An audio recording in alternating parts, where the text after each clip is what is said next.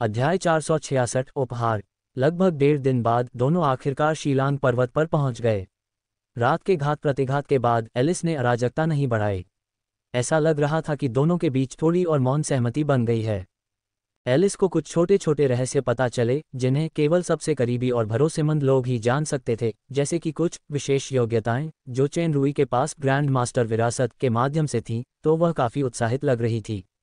दरअसल एलिस अपनी चतुराई और धीरे धीरे बढ़ते अनुभव की वजह से देर सवेर इन रहस्यों को जान ही जाती। चेन रुई ने मौके का फायदा उठाते हुए उससे कहानियों और दूसरे पहलुओं को गुप्त रखने को कहा। छोटी लोली ने स्वाभाविक रूप से सिर हिला दिया। आजकल शीलांग पर्वत में काफी बदलाव आ चुके थे।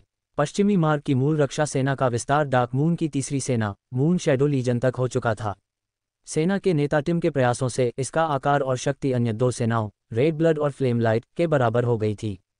मून शैडो लीजन ने माउंटन वालन में एक विशाल सैन्य किला सफलतापूर्वक बनाया। उन्होंने टाउन वालन नामक एक नया शहर भी खोला और बसाया। हालांकि वहां ज्यादा निवासी नहीं थे, फिर भी ये शहर डार्क शैडो साम्राज्य से डार्क मून सिटी जाने वाले व्यापारियों के लिए एक जरूरी रास्ता था। जादुई धूल, भूमि सुधार और सीधी सड़कों के निर्माण के साथ जनसंख्या वृद्धि और शहर के विकास की गति काफी संतोषजनक थी। व्यक्तिगत शक्ति के संदर्भ में टिम, जो प्रशिक्षण योग्यताओं में औसत था, काले औषधियों और शैतानी फल के प्रभाव से दानव राजा के स्तर तक पहुंच गया। उसे एक सेनानायक की बुनियादी योग्यताएं रखने वाला माना जाता था। सबसे तेज सुधार टिम की पत्नी लिसा का था, जो महान दानव राजा के मध्यवर्ती चरण तक पहुंच गई थी। शैतानी फलों की मदद से मेडुसा जनजाति की समग्र शक्ति भी एक नए स्तर पर पहुंच गई थी। वे सबसे उन्नत हथियारों और कवच से भी सुसज्जित थे। चेन रुई स्वाभाविक रूप से अपने अधीनस्थों के प्रति कंजूस नहीं था। मेडुसा जनजाति डार्क मून की सबसे शक्तिशाली धनुष सेना बन गई थी। ये युद्ध के मैदान में जादूगर सेना का दानव बनने के लिए पर्याप्त था। ये मेडुसा है। चेन रुई के पीछे पीछे किले में चुपके से आई छोटी लोली ने लिसा के नेतृत्व में कई मेडुसा अभिजात वर्ग को आश्चर्य से देखा। वह कुछ डर के मारे चेन रुई के पीछे छिप गई, लेकिन उसकी आंखों में जिज्ञासा चमक उठी। राजकुमारी एलिस, चिंता मत करो। यह मेरी पत्नी लिसा है, जो मेडुसा जनजाति की कुलमाता है। टिम डार्क मून के सैफुल परिवार का उत्तराधिकारी था। वह स्वाभाविक रूप से छोटी लोली का पुराना परिचित था। छोटी राजकुमारी, महारानी। लिसा ने एलिस को सलाम किया। उसकी दानव लोक की भाषा में सांप जैसी फुफकार जैसी आवाज थी, लेकिन फिर भी समझ में आ रही थी। मौजूदा प्रशिक्षण के तहत मेडुसा ने सामान्य दानवों से संवाद करने के लिए मूल रूप से भाषा में महारत हासिल कर ली थी। लिसा द्वारा एलिस को सलाम करने का असली कारण न केवल एलिस का राजकुमारी होना था, बल्कि उससे भी ज्यादा महत्वपूर्ण ये था कि उसे स्वामी ने लाया था और उनका रिश्ता बहुत करीबी लग रहा था। नमस्ते। चेन रुई के प्रोत्साहन पर एलिस बाहर निकली। उसने भी सलाम किया। कुछ देर बात करने के बाद उसकी हिम्मत बढ़ गई। लिसा जानती थी कि चेन रुई और टिम को कुछ बात करनी है, इसलिए उसने छोटी लोली को कमरे से बाहर लाने का बहाना ढूंढ लिया। टिम ने तुरंत चेन रुई को रिपोर्ट करना शुरू किया। गुरु, डार्क शैडो साम्राज्य से गुप्त रूप से खरीदे गए मोलोक, जियोड्रैगन और वाइल्ड बीस्ट ने प्रशिक्षण शुरू कर दिया है। घुड़सवार सेना ने आकार लेना शुरू कर दिया है। आयुध के संदर्भ में सभी हथियार और कवच तैयार हैं। हम उन्हें वॉलॉक किले में ले जाने की तैयारी कर रहे हैं। इसके अलावा टाइके एक वास्तविक आयुध विशेषज्ञ है। वह अब मून शैडो लीजन का मुख्य आयुध तकनीशियन है। उसने हैंडहेल्ड क्रॉसबो को लगातार 6 बार लॉन्च करने के लिए संशोधित किया है। मैजिक क्रॉसबो कैरिज का भी सफलतापूर्वक विकास किया गया है। यह जहरीले विस्फोटक क्रॉसबो दाग सकता है। हालांकि इसकी मारक क्षमता मैजिक क्रिस्टल तोप से कम है, लेकिन इसकी गतिशीलता, फायरिंग आवृत्ति और उत्पादन कठिनाई मैजिक क्रिस्टल तोप से कहीं बेहतर है। अब इसका बड़े पैमाने पर उत्पादन हो रहा है। चेन रुई को उम्मीद नहीं थी कि मिनोटॉर टाइके, जिसे उसने बेपरवाही से बचाया था, इतनी ऊंचाई तक पहुंच सकता है। उसने सहमति में सिर हिलाया। हथियार और कवच जरूरी नहीं हैं। जादुई क्रॉसबो गाड़ियां और क्रॉसबो भी बन जाने के बाद हम उन्हें एक साथ वॉलॉक किले तक पहुंचा देंगे। हालांकि हथियारों का ये जत्था बहुत जरूरी है। रास्ते में आपको रेड स्पिरिट एस्टेट, राजधानी और व्हाइट फेदर एस्टेट से गुजरना होगा। आपको सुरक्षा का ध्यान रखना होगा और कोई गलती नहीं करनी होगी। मैं समझ गया, गुरु। टिम ने फिर पूछा, नियमों का उल्लंघन करने के लिए क्षमा करें। इस बार गुरु का शिलोंग पर्वत पर आने का उद्देश्य क्या पृथ्वी के तत्वों के पृथ्वी लोक में जाना है? हाँ, इस बार मेरी यात्रा का सबसे महत्वपूर्ण उद्देश्य पृथ्वी तत्व राजा से मिलना है। टिम हल्के से मुस्कुराया। गुरुजी, मुझे आपको कुछ रिपोर्ट करना है। मुझे पृथ्वी तत्व राजा ने पृथ्वी तत्व के पृथ्वी क्षेत्र के जीवन शक्ति के फव्वारे को आधार बिंदु के रूप में इस्तेमाल करने का निर्देश दिया था ताकि जादूगरों को वालन किले के नीचे गुप्त रूप से एक जल तत्व टेलीपोर्टेशन पोर्टल बनाने के लिए भेजा जा सके जो पृथ्वी महल तक सबसे तेज गति से पहुंच सके। अगर भविष्य में कोई आपात स्थिति आती है तो हम सीधे पृथ्वी तत्व से शरण ले सकते हैं। Teleportation portal. चेन रूई ने एक जानकार नज़र से देखा। शुरुआत में उसने पृथ्वी तत्व राजा से टिम और मेडुसा जनजाति की देखभाल करने के लिए कहा। ऐसा लग रहा था कि पृथ्वी तत्व राजा इसे बहुत महत्व देते थे। उन्होंने पृथ्वी क्षेत्र को बाहरी लोगों के लिए भी खोल दिया। इस तरह उसे पृथ्वी महल जाने के लिए जिलांग खदान के भूमिगत मार्ग से प्रवेश नहीं करना पड़ा। वह कुछ दिनों की जल्दी में वालन किले से सीधे पृथ्वी क्षेत्र तक पहुंच सकता था। बहुत अच्छा, एलिस को यहाँ लाओ, मैं उसे अभी पृथ्वी महल ले जाऊंगा। तुम छोटी राजकुमारी के साथ जा रही हो?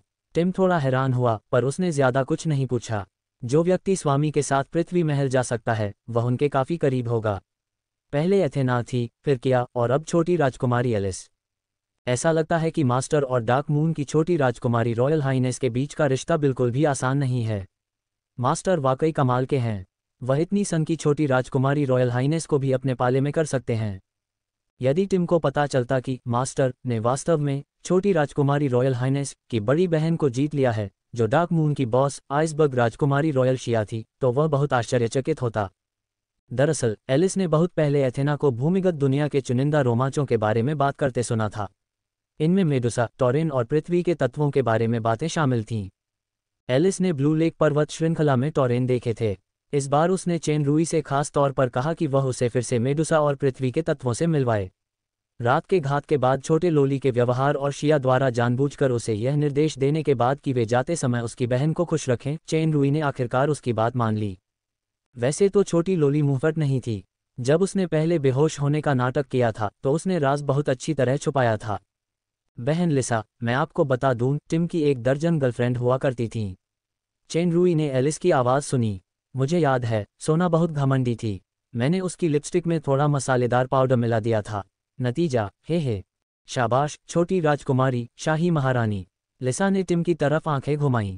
क्या तुम सहमत नहीं हो? 1 दर्जन औरतों का प्रेमी। Sir Tim. चूंकि एलिस ने टिम के दिलचस्प अतीत का खुलासा कर दिया था इसलिए वह बस माफी मांगते हुए मुस्कुरा ही सका। चेन रूई ने कंधे उचका दिए। लगता है इस काली दिल वाली छोटी लोली का मुंह कभी कभार ही कसता है। अंतराल के बाद टिम चेन रूई और एलिस को एक तहखाने में ले गया। वहां एक विशाल तालाब और शीशे जैसा एक खाली दरवाज़ा था। जब टिम ने जादुई पत्थर से टेलीपोर्टेशन चालू किया तो खाली दरवाज़ा अचानक लहरों जैसा नीला हो गया, मानो लहरें मार रहा हो। चेन रूई ने एलिस का हाथ पकड़ा और अंदर चली गई। एक सुकून भरा एहसास हुआ। उनकी आकृतियां कुछ देर के लिए मुड़ीं और फिर गायब हो गईं। टेलीपोर्टेशन का एहसास गायब होने के बाद दोनों आकृतियां विभिन्न रोशनियों से जगमगाते एक दृश्य में प्रकट हुईं। ये पृथ्वी तत्वों का पृथ्वी क्षेत्र था। इसके सामने एक फव्वारा था। टेलीपोर्टेशन द्वार 2 तरफा था। इस तरफ पहरा देने के लिए एक पृथ्वी तत्व नियुक्त किया गया था। जब उसने चेन रूई को देखा तो उसने उसे सम्मानपूर्वक सलाम किया। उसी समय एक रक्षक राजा मूर को सूचना देने के लिए राजा के कक्ष में गया। छोटी लोली ने चेन रूई का हाथ थाम लिया। वह इस अजीबोगरीब भूमिगत दुनिया और उन शक्तिशाली तत्वों को देखकर आश्चर्यचकित हो गई जिनके चेहरे की बनावट बहुत धुंधली थी और शरीर मानो पत्थरों से बना हो। चेन रूई, मेरे दोस्त, हम फिर मिलेंगे। उसके सामने जमीन से एक आकृति उभरी। ये पृथ्वी तत्व का राजा मूर था और एलिस अचंभित रह गई। मूर, मेरे दोस्त, चेन रूई ने थोड़ा झुककर कहा, यह एलिस है, डार्क मून एस्टेट की छोटी राजकुमारी, मेरी मंगेतर। छोटी लोली ने अचानक साहपूर्वक हस्तक्षेप किया। चेन रूई की स्तब्ध निगाहों के नीचे उसने उदारतापूर्वक मूर को सलाम किया। एलिस, लूसीफेर, आपसे मिलकर मुझे बहुत खुशी हुई। तुम मेरी मंगेतर कब बन गईं? ये छोटी सी लोली इसका फ़ायदा उठाने में बहुत माहिर है। पृथ्वी तत्व राजा के सामने वो असल में।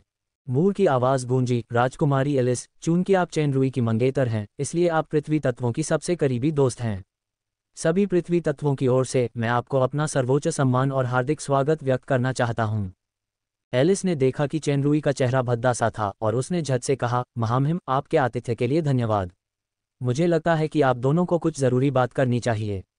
फिर कृपया मुझे इस अद्भुत पृथ्वी लोक में आने की अनुमति दें। छोटी लोली के पास वाकई ढेरों अनुभव हैं। वह विनम्रता से बोलती है और शाही परिवार जैसा व्यवहार दिखाती है। कम से कम यह ऊपरी भेष तो बहुत कामयाब है, लेकिन उसकी मंगेतर वाली पहचान जरूर, मूर ने सिर हिलाया। राजकुमारी एलिस को घुमाने ले चलो। टैग एक पृथ्वी तत्व का अभिजात वर्ग था। अब वह दानव क्षेत्र की भाषा में पारंगत हो चुका था, इसलिए वह तुरंत एलिस को वहां से ले गया। मूर हल्के से मुस्कुराए, एक खूबसूरत लड़की जो बहुत समझदार है ना मेरी दोस्त?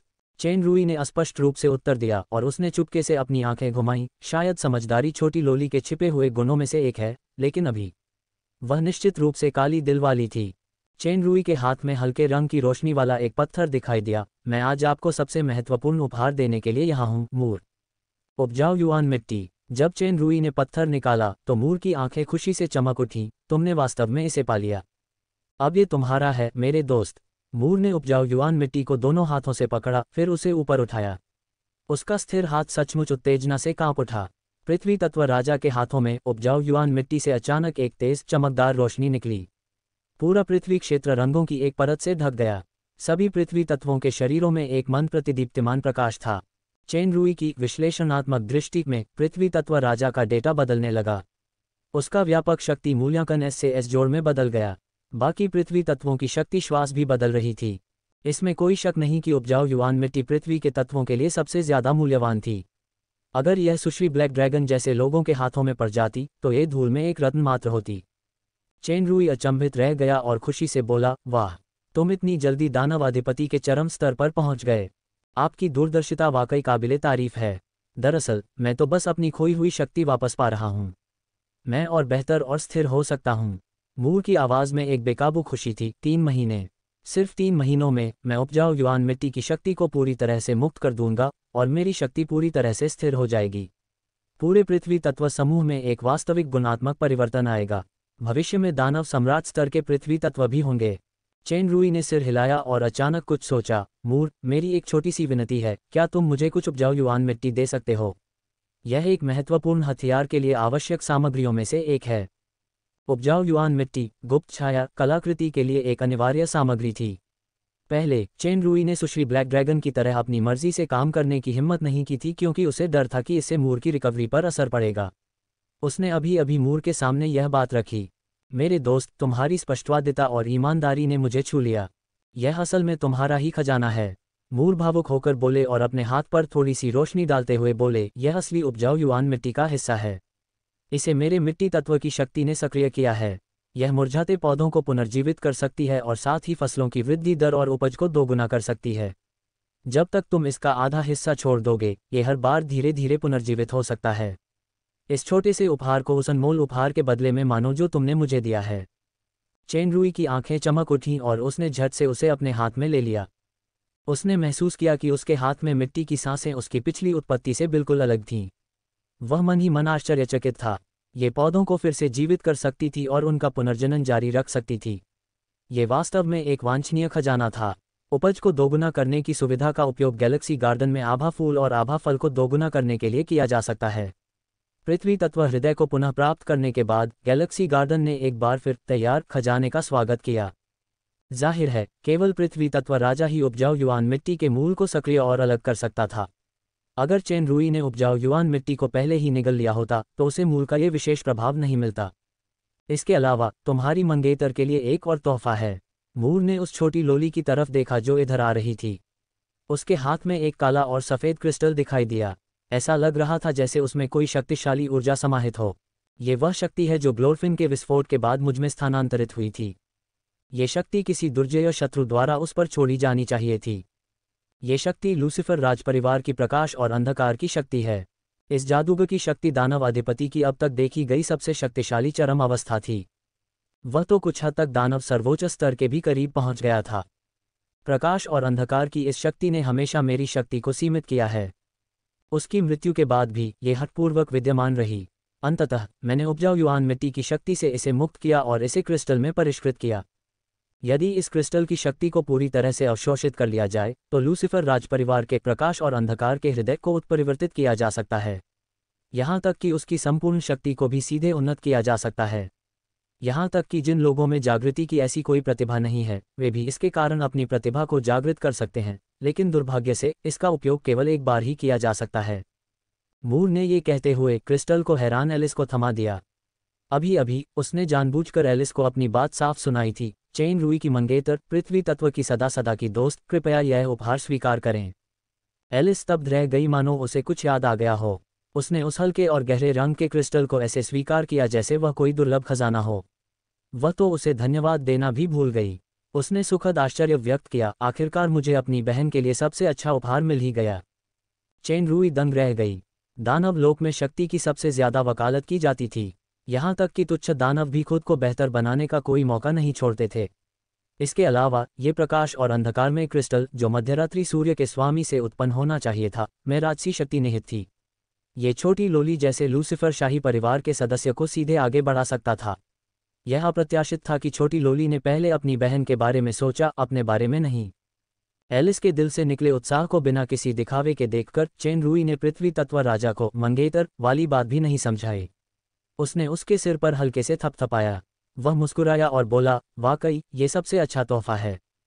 शायद इस शक्ति के साथ शिया सीलबंद फॉलन एंजल की तलवार को चला सकती थी, लेकिन उसे पहले ऑब्सीडियन से इसे प्राप्त करना था। चेन रूई ने एलिस के साथ पृथ्वी क्षेत्र छोड़ दिया।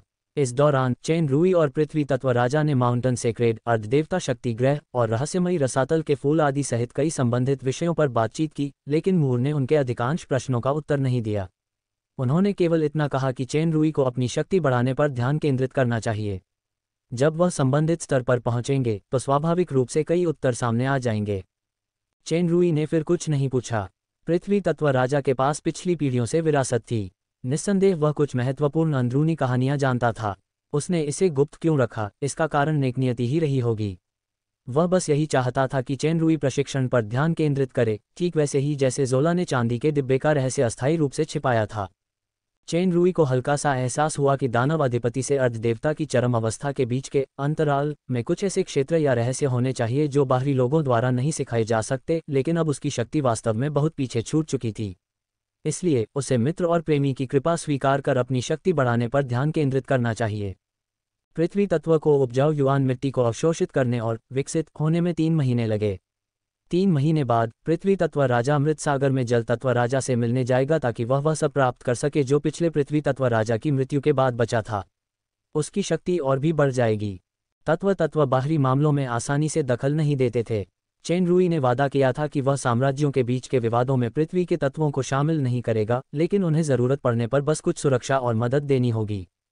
उपजाऊ युवान मिट्टी का मामला खत्म करने के बाद चेन रूई वालन किले से चला गया, लेकिन वह सीधे डाक मून नहीं लौटा। इसके बजाय वह पश्चिम की ओर टाउन लिया की ओर चल पड़ा, क्योंकि छोटी लोली को टिम से पता चला था कि टाउन लिया में एक विशेष पौधों का व्यापार मेला लगा हुआ है जो इन दिनों बहुत चहल पहल वाला है। इसलिए छोटी लोली के अनुरोध पर चेन रूई उसे घुमाने के लिए अपने साथ ले जाने को तैयार हो गया। आखिरकार पिछली बार ब्लडी वाइन फ्लावर एस्टेट में उसने उसे छोड़ दिया था। इस बार की यात्रा में रात के घात और उसकी मंगेतर होने का नाटक करने के अलावा छोटी लोली का प्रदर्शन अभी भी ठीक था। उसने बस उसे एक बार खुश होने दिया। चेन रूई को अनुरोध स्वीकार करते देख छोटी लोली खुशी से उछल पड़ी। दोनों ने वाइवन तो नहीं लिया, लेकिन थोड़ा भेष बदलकर मुख्य सड़क से पश्चिम की ओर चल पड़े। उस समय की तुलना में जब चेन रूई ने लिया नगर पर अचानक हमला किया था, पश्चिम में डार्क शैडो साम्राज्य की ओर जाने वाली सड़क का जीर्णोद्धार किया गया था और उसे काफी चौड़ा किया गया था। रास्ते में 3 चरणों की चौकियां थीं, जिनकी सुरक्षा व्यापारिक यात्रियों की सुरक्षा के लिए मून शैडो आर्मी द्वारा की जाती थी। शुरुआत में वेतन में कटौती और सार्वजनिक धन के गबन की घटनाएं हुई थीं। टिम द्वारा कुछ सैनिकों की हत्या और उन्हें फांसी दिए जाने के बाद चौकी पर तैनात सभी सैनिकों को अनुशासित कर दिया गया था। इस सुधार के बाद बने अच्छे माहौल ने व्यापारिक यात्रियों की संख्या में भी वृद्धि की। डार्क मून और डार्क शैडो साम्राज्य के बीच साझेदारी जगजाहिर थी। हालांकि दोनों साम्राज्यों के बीच सीमा चौकियों पर कड़ी सुरक्षा व्यवस्था थी, फिर भी व्यापारियों और यात्रियों के लिए कोई अत्यधिक जांच या मुश्किलें नहीं थीं। चेन रूई और छोटी लोली भाई बहन के वेश में थे। वे आसानी से टाउन लिया में प्रवेश कर गए। शुरुआत में छोटी लोली का प्रस्ताव पति पत्नी बनने का था, लेकिन चेन रूई इस छोटी बच्ची के विचार से सहमत नहीं था, जिसने बड़ी शरारत करने की हिम्मत दिखाई थी। उनकी स्थिति भाई बहन में बदल दी गई। हालांकि रास्ते में बहन अपने भाई से गोंद की तरह चिपकी हुई थी। इस वजह से कुछ राहगीरों ने अजीब नजरों से देखा। इस इलाके का तापमान अपेक्षाकृत कम था, लेकिन चेन रूई की बांह पसीने से तर थी। इससे उस छोटी गोंद वाली लड़की का हुनर झलक रहा था। उसे थोड़ा अफसोस हुआ कि वह बस भाई बहन का नाटक कर रहा था। अगर ये पिता बेटी होता तो शायद छोटी लोली को दिन भर उस पर लटकी रहती और उसे सर्वाइकल स्पॉन्डिलाइटिस हो जाता। दोनों ने टाउन लिया में आराम से प्रवेश किया। पौधों का व्यापार मेला 2 दिन पहले ही शुरू हो चुका था। जैसा कि टिम ने बताया, टाउन लिया इस समय बहुत चहल पहल से भरा था। डार्क शैडो साम्राज्य का आधा इलाका जंगल था जो पौधों से भरपूर था। पौधों का व्यापार मेला हर 3 साल में आयोजित होता था। आमतौर पर एक बड़ा व्यापारी विभिन्न मूल विक्रेताओं और व्यापारियों द्वारा उपलब्ध कराए गए पौधों के नमूनों को एक निश्चित स्थान पर प्रदर्शित करता है। खरीदार सीधे संबंधित तैयार उत्पाद या बीज सस्ते मूल मूल्य पर खरीद या ऑर्डर कर सकते हैं। बड़े व्यापारियों को एक निश्चित कमीशन मिलता है और वे खरीदारों और विक्रेताओं दोनों के लिए जोखिम और ऋण सुरक्षा प्रदान करते हैं। बड़े व्यापारी ने कुछ खास पौधे भी खरीदे। कुल मिलाकर यह एक खास पौधा उत्सव था। पौधों के व्यापार मेले का स्थान समय समय पर बदलता रहता था। इस बार डार्क मून के निकट स्थित लिया शहर को चुना गया। वह डार्क मून के साथ व्यापारिक सहयोग का लाभ उठाकर अपना व्यवसाय भी बढ़ाना चाहता था। वास्तविकता ये साबित करती है कि यह चुनाव बेहद सफल रहा। प्रदर्शनी स्थल एक चौक में अस्थायी रूप से स्थापित एक केंद्रीकृत खुला स्थान था। इसका दायरा बहुत बड़ा था। कई प्रवेश और निकास द्वारों पर सैनिकों का पहरा था। व्यापार मेले में व्यवस्था बनाए रखने के लिए गश्त भी लगाई गई थी। चेनरुई और छोटी लोली ने व्यापार मेले में तरह तरह के विदेशी पौधे देखे। प्रदर्शनी के सामने संबंधित संख्याएं और संक्षिप्त परिचय दिए गए थे। जो लोग खरीदना चाहते थे वे संख्याएं लिखकर लेन देन हॉल में जाकर मोलभाव कर सकते थे। वहां तरह तरह के पौधे थे। न सिर्फ छोटी लोली बल्कि चेनरुई भी चकाचौंध हो गया। कुछ पौधे तेज गंध फैलाकर उच्च श्रेणी के राक्षसी जानवरों को भगा सकते थे, कुछ मधुर संगीत उत्पन्न कर सकते थे, कुछ हाथ में पकड़ने पर गिरगिट जैसा छद्म प्रभाव डालते थे और कुछ लोगों को बिना डूबे कीचड़ पर चलने पर मजबूर कर सकते थे। कई खतरनाक मांसाहारी या रक्त चूसने वाले पौधे भी थे जिन्हें सुरक्षा सुनिश्चित करने के लिए संबंधित जादुई घेरे बनाकर अलग रखा जाता था। चेनरुई कुछ ऐसी उत्परिवर्तित फसलों में रुचि रखते थे जो डार्क मून की मौजूदा फसलों की तुलना में कहीं अधिक उपज और ऊर्जा प्रदान कर सकें। हालांकि विकास की परिस्थितियां अधिक कठोर होने का संकेत दिया गया था। डार्क मून के गुप्त खाद्य भंडार में मजबूत जादुई मिट्टी की परिष्कृत जादुई धूल का उच्चतम स्तर था। इसे आसानी से बोया जा सकेगा। इतना ही नहीं, शुरुआती अत्यधिक उच्च उपज भी दोगुनी हो जाएगी, जिससे खाद्य भंडार में उल्लेखनीय वृद्धि होगी। छोटी लोली को 4 चीज़ों में रुचि थी। पहली थी उत्परिवर्तित लाला आलू पाउडर जिसे खाने पर लगातार पादना पड़ता था। दूसरी थी मधुर गंध वाला सुनहरा फल जिसकी महक बेहद खट्टी होती थी। तीसरी थी ईमानदारी का फूल। इसकी कोई खास खुशबू नहीं थी, लेकिन फूल की खुशबू लोगों को एक खास उत्तेजना देती थी जिससे लोग सच बोलना आसान बना देते थे। इस तरह का फूल अपेक्षाकृत दुर्लभ था और इसकी कीमत 100 काले क्रिस्टल के सिक्के थी। आखिरी वाला तो और भी दुर्लभ था। यह एक नाजुक और सुंदर फूल था जो राक्षसी जानवरों की तरह दहाड़ता था और खुजली वाला तरल पदार्थ छिड़कता था। इसे दहाड़ता हुआ फूल कहा जाता था। चेनरुई मन ही मन शर्मिंदा हो गई। ये चारों गैजेट शरारत करने वाले पौधे हैं। छोटी लोली के गुण न केवल प्यारे और समझदार हैं बल्कि वह दिल की भी काली है। मुझे याद है कि जब मैं उस साल पहली बार उससे मिली थी तो उसने मेरे साथ शरारत की थी। लगता है इस बार वापस जाने पर मुझे फिर से तकलीफ होगी। इसके बावजूद चेनरुई छोटी लोली की उत्सुकता भरी भीख मांगती निगाहों को बर्दाश्त नहीं कर सका। उसने उसे खरीदने में मदद करने का वादा किया। दरअसल चेनरुई की तो बात ही छोड़िए, छोटी लोली खुद अब एक अमीर मालिक थी।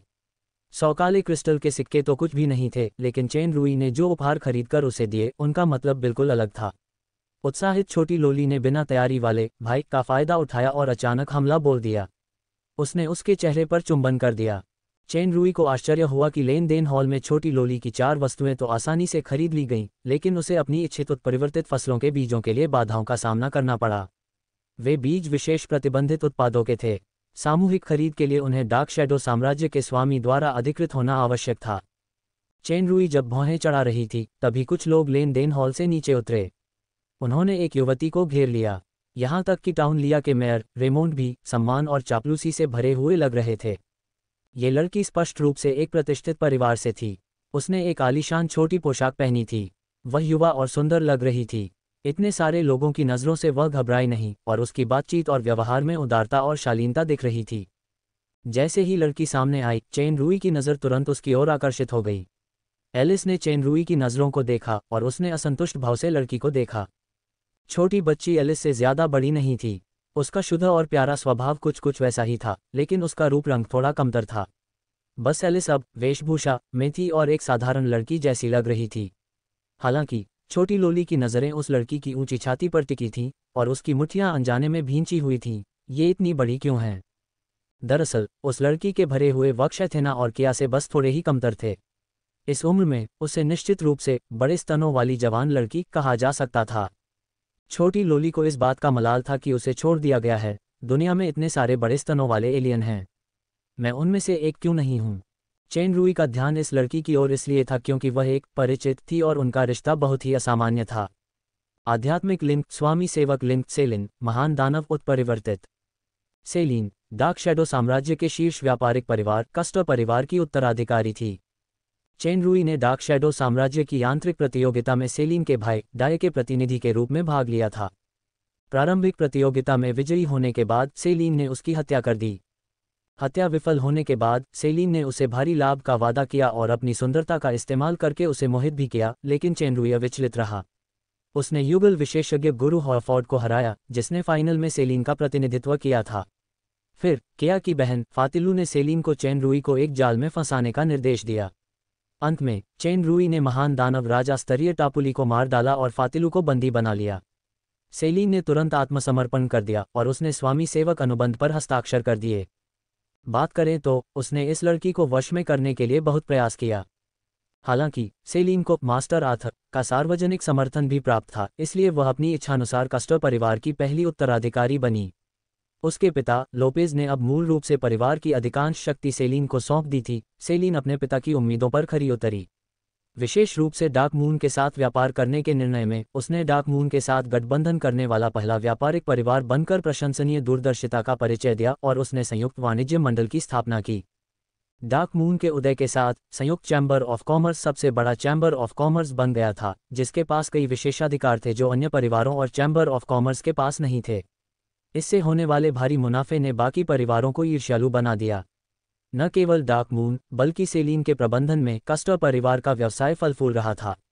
डार्क शैडो साम्राज्य में उसका प्रभाव भी बढ़ रहा था। कुछ समय पहले कैथरीन द ग्रेट ने उसे बुलाया और उसे पौधों के व्यापार मेले की मेजबानी करने का अवसर दिया। सेलिन पहले से कहीं ज्यादा दुबली पतली हो गई थी। उसके पेट की चर्बी गायब हो गई थी, उसकी मानसिक स्थिति बेहद मजबूत थी और उसकी निगाहें समय समय पर मजबूत आत्मविश्वास दिखाती थीं। हालांकि उसका चेहरा और स्वभाव अभी भी एक जवान लड़की जैसा था, फिर भी उसमें एक व्यवसायी महिला का जोश था। यह महिला चुपचाप टाउन लिया की मेयर रेमोंड की तारीफ सुन रही थी, तभी अचानक उसके कानों में एक आवाज़ पड़ी। चेन रुई की तरफ बढ़ते हुए उसका शांत चेहरा थोड़ा बदल गया। चेन रुई ने सेलिन की तरफ देखा तक नहीं, उसने बस असंतुष्ट होने का नाटक किया और लेन देन हॉल में सेल्समैन पर चिल्लाया, मैं ये बीज जरूर खरीदूंगा, इसलिए मुझे दोगुनी कीमत चुकानी होगी। नहीं, तेगुनी। सेल्समैन शब्दों और भावों पर ध्यान देने में माहिर था। चेन रुई को एक अमीर ग्राहक देखकर उसने चेन रुई को नाराज करने की हिम्मत नहीं की। वह माफी मांगता हुआ सा लग रहा था, माफ करना, बात कीमत की नहीं है। चेन रुई की आवाज़ तेज होती देख टाउन लिया के मेयर रेमोंड जानबूझकर सेलिन के सामने आए और सीधे उनके पास गए। चूंकि आप व्यापार मेले में आई हैं, इसलिए आपको नियमों का पालन करना होगा, वरना आपको ब्लैकलिस्ट कर दिया जाएगा और टाउन लिया से निकाल दिया जाएगा। तुम तो बस एक मेयर हो, क्या जबरदस्त प्रतिष्ठा है, चेन रुई ने व्यंग्य किया। रेमोंड खंडन करने ही वाला था, लेकिन चेन रुई की आंखों में मंद मंद भय देखकर उसकी आंखें कांप उठीं। बाकी क्रूर शब्द उसके गले में ही घुट गए। रेमोंड की शक्ति दानव राजा स्तर की थी, इसलिए स्वाभाविक रूप से उसे यह एहसास नहीं हुआ कि यह उस क्षेत्र का जादुई प्रभाव था। रेमोंड केवल इतना जानता था कि यह व्यक्ति असाधारण था। उसकी पृष्ठभूमि निश्चित रूप से औसत नहीं थी, इसलिए रेमोंड ने उसे अपमानित करने की हिम्मत नहीं की। तभी सेलिन की आवाज़ आई, सर, मैं कस्टर परिवार की ओर से सेलिन हूँ, इस व्यापार मेले की प्रभारी। कृपया मुझे अपनी बात कहने का मौका दें। ऐसा नहीं है कि हम आपको बेचना नहीं चाहते, लेकिन कुछ खास नियम हैं। इस तरह के फसल के बीज बैच में नहीं बेचे जा सकते। अगर सर स्वामी का अधिकृत प्रमाण पत्र नहीं दे सकते तो मुझे एक छोटी सी सुविधा मिल सकती है। अगर सर हमें बदले में ज़रूरी दुर्लभ पौधे दे सकें तो आप ये बीज ले सकते हैं। एक्सचेंज। चेन रुई ने सिर हिलाया, अचानक मेरे पास बहुत सारे दुर्लभ पौधे हैं। मुझे आश्चर्य है कि सुश्री सेलिन को किस तरह के पौधों की ज़रूरत है। यहाँ बात करना सुविधाजनक नहीं है, इसलिए चलो ऊपर वीआईपी कमरे में चलते हैं। चेन रुई यह वाक्य सुनना चाहता था। रेमोंड और बाकियों की नज़रों के सामने वह छोटी लोली लेकर सेलिन के पीछे ऊपर चला गया। वीआईपी रूम में पहुंचकर सेलिन ने अपने बगल वाले गार्ड्स को पीछे हटकर गेट पर पहरा देने का आदेश दिया। उसने एलिस की तरफ देखा जो चेन रुई के बगल में खड़ी थी। छोटी लोली ने अनजाने में चेन रुई का हाथ कसकर पकड़ लिया। एलिस, क्या तुम बाहर जाकर मेरा इंतजार करोगी? जब छोटी लोली ने सुना कि चेन रुई इस बड़े स्तनों वाली महिला से अकेले में व्यापार की बातें करने वाला है, तो उसने नाखुशी से मुंह बनाया और आखिरकार समझदारी से सिर हिला दिया। हालांकि जाते समय उसने सेलिन के सामने उसे दिखावटी अंदाज में चूमा। सेलिन हल्की सी मुस्कुराए। उसने दरवाजे पर खड़े गार्ड को आदेश दिया कि वह अगले दरवाजे पर एलिस का इंतजाम करे और उसे चाय नाश्ता भी परोस दे। व्यवस्था हो जाने के बाद सेलिन ने वीआईपी कमरे में ध्वनिरोधी जादू चक्र को सक्रिय किया और चेन रुई को सलाम किया। नमस्कार मेरे स्वामी। चेन रुई ने सिर हिलाया और उसका चेहरा तेजी से बदलने लगा। वह महादानव मास्टर आर्थर के रूप में बदल गया। हालांकि मैं इस दौरान दिखाई नहीं दिया। मुझे पता है कि तुमने क्या किया। तुमने अच्छा काम किया, खासकर डार्क मून के साथ सहयोग। अब तुम्हें कस्टर परिवार पर पूरी तरह से नियंत्रण रखना चाहिए। सेलिन ने ये वाक्य सुना, मुझे सब पता है तुमने क्या किया, और वह मन ही मन से हर उठी। वह जानती थी कि उसका जीवन और मृत्यु सामने वाले के हाथ में है, इसलिए उसने तुरंत सावधानी से जवाब दिया, ये सब गुरु की कृपा है। विनम्र मत बनो, तुम्हारी योग्यताएं जगह जाहिर हैं। मुझे अभी बहुत सारे बीजों की ज़रूरत है, क्या तुम उन्हें दे पाओगे? क्या मालिक सचमुच उन बीजों को चाहते हैं? सेलिन ने पहले तो सोचा कि यह सिर्फ मिलने का बहाना है, फिर उसने एक पल सोचा, यह मामला थोड़ा पेचीदा है। शुरू में इन बीजों पर प्रतिबंध इतने कड़े नहीं थे। जमीन के सुधार के बाद ही महारानी ने जानबूझकर इन्हें रणनीतिक सामग्री के रूप में प्रतिबंधित किया और बाहरी लोगों को इनकी बिक्री पर नियंत्रण किया। मेरे पास एक निश्चित कोटा है जो मालिक को दिया जा सकता है। लगभग 300 बीज हैं। जमीन सुधार। चेन रुई को उम्मीद नहीं थी कि वह अपने ही जाल में फंस जाएगा। ऐसा लगता है कि कैथरीन की बाहरी लोगों को प्रतिबंधित बिक्री मुख्यतः डार्क मून के लिए है। सहयोग के बावजूद डार्क मून और डार्क शैडो साम्राज्य अभी भी प्रतिस्पर्धा में थे। साम्राज्यों के बीच सहयोग चाहे कितना भी घनिष्ठ क्यों न रहा हो, अंततः वह हितों पर ही आधारित था। आज वे घनिष्ठ साझेदार हो सकते हैं, लेकिन कल वे एक दूसरे को नुकसान पहुंचा सकते हैं। यही राजनीति थी। 3 राज्यों में सन क्वान एक बहुत ही विशिष्ट उदाहरण था। कभी कभी वह काओ काओ का विरोध करने के लिए शू के साथ मिल जाता था, तो कभी शू पर हमला करके काओ काओ के सामने आत्मसमर्पण कर देता था। ऐसा कई बार हुआ, लेकिन वह एक नायक भी था। चेन रुई ने भौहें चढ़ाईं, 300 बहुत कम हैं। वैसे आपने कहा था कि मैं अभी पौधे बदलकर उन्हें ले सकता हूँ। सेलिन ने सिर हिलाया, यह महारानी का निर्देश है। केवल 2 दुर्लभ फल हैं जिनके बीजों के बदले में कुछ दिया जा सकता है। एक है डेविल पोमेग, जो दानव लोक में अत्यंत दुर्लभ है, और दूसरा है जियुतियान जुवान आभा फल। मैंने इस फल के बारे में पहले कभी नहीं सुना। चेन रुई चौंका, ये 2 फल। शैतानी अनार वाकई दुर्लभ था। इसका एक विशेष प्रभाव था और यह विशेष रूप से असमोडियस शाही परिवार की निर्वाण प्रतिभा के लिए जोखिम को बहुत कम कर देता था। जब महारानी कैथरीन ने सुना कि टाउन लिया में शैतानी अनार परिपक्व हो गया है, तो वह क्रिस्टीना के रूप में आने में संकोच नहीं करती।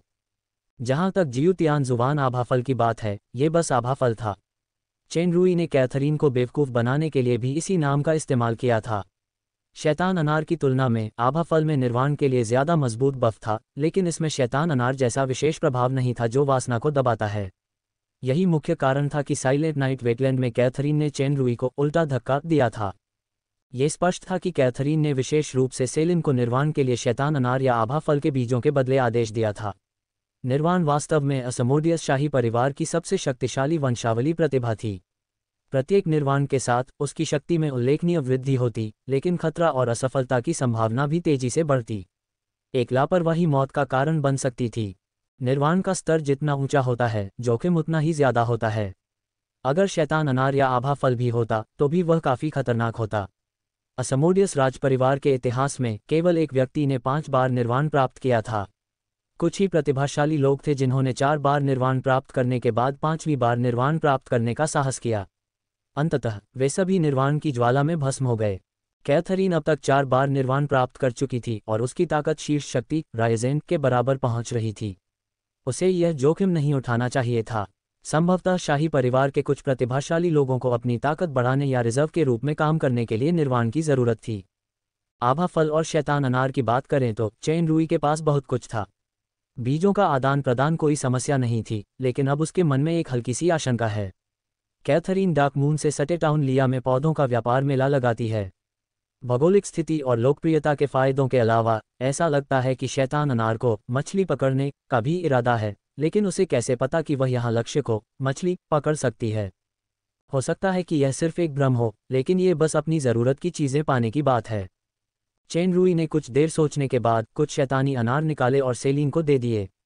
सेलिन को उम्मीद नहीं थी कि उसके पास सचमुच शैतानी अनार हैं। उसने गिनती की तो पता चला कि लगभग 30 अनार थे। उसने तुरंत एक खास जादुई अंतरिक्ष बक्सा निकाला और उसे सावधानी से उसमें रख दिया। शैतानी अनार तोड़ने के कुछ ही देर बाद खराब हो जाता है। उसे सुरक्षित रखने के लिए इस खास अंतरिक्ष उपकरण का इस्तेमाल करना पड़ता है। उसे नहीं पता था कि गुरु ने कौन सा तरीका अपनाया। हवा से प्रकट हुआ शैतानी अनार बिल्कुल ताज़ा लग रहा था। इन शैतानी अनारों की संख्या अपेक्षित कार्य से कहीं ज्यादा थी। न केवल वह कार्य पूरा कर सकती थी, बल्कि कैथरीन द ग्रेट उसकी प्रशंसा भी करेंगी। सेलिन मन ही मन बहुत खुश हुई। बीजों की संख्या पूछने पर उसने उत्तर दिया, तो कोई समस्या नहीं है। स्वामी को जितने बीज चाहिए उनकी संख्या काफ़ी ज़्यादा है, इसलिए उन्हें तैयार होने में लगभग 1 दिन लग जाएगा। क्या स्वामी के पास कोई और निर्देश है?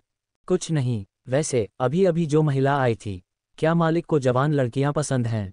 सेलिन को अभी अभी छोटे लोली के व्यवहार का ख्याल आया और उसने उसकी चापलूसी करने के लिए कहा, मैं मालिक के लिए सब कुछ व्यवस्थित कर सकती हूँ। अगर मालिक को कोई आपत्ति न हो तो मैं खुद मालिक की सेवा भी कर सकती हूँ, जवान लड़कियों की तरह। इन शब्दों से चेन रूई सचमुच उदास हो गया। मुझे अचानक से एक अजीब चाचा समझ लिया गया। कोई ज़रूरत नहीं है। हालांकि सेलिन ज़्यादा बूढ़ी नहीं थी, उसका रूप रंग और फिगर बेहद आकर्षक था, लेकिन उसकी गहरी साजिशें अब भी उन बूढ़ी औरतों से कहीं ज़्यादा थीं। वह निश्चित रूप से ऐसी नहीं थी जो सेक्स के बाद घर बसा ले। इसका उल्टा असर भी हो सकता था। इसके अलावा चेन रूई ने सिर्फ मालिक नौकर के रिश्ते का इस्तेमाल उसे नियंत्रित करने के लिए किया था। उसे उसमें कोई यौन रुचि नहीं थी। सेलिन ने अपने होंठ काटे और कहा, मास्टर, मेरे पास भी एक खुफिया जानकारी है जो तीसरे जनरल के बेटे मुनरो और शाही मैकेनिक मास्टर रोमैनिक की बेटी फिनी से संबंधित है। चेन रूई का मन बदल गया। शिया ने बताया कि ब्लडी वाइन फ्लावर एस्टेट के स्वामी जनरल क्रॉफर्ड द्वारा वादा किया गया 1000 आदमियों वाला जादूगरों का दस्ता पहले ही तैयार हो चुका है, लेकिन फ्लेम लीजन में शामिल होने वाला मुनरो कभी नहीं आया।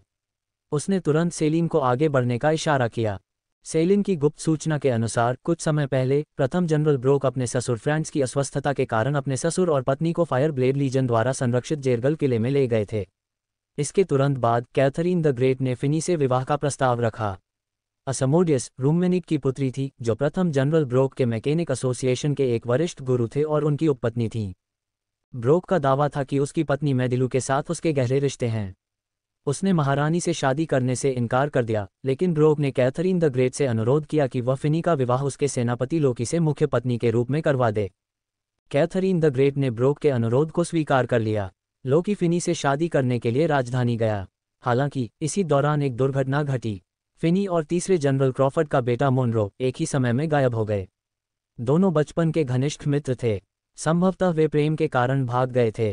कैथरीन ने आदेश दिया कि खबर फैलने से पहले ही उसे सील कर दिया जाए। तभी चेन रूई को असली वजह पता चली कि मुनरो डार्क मून में रिपोर्ट करने क्यों नहीं आया। ब्रोक पर कैथरीन के प्रतिबंध लगातार बढ़ते जा रहे थे। यह मुख्यतः सेना में ब्रोक के प्रभाव और शक्ति के लिए था।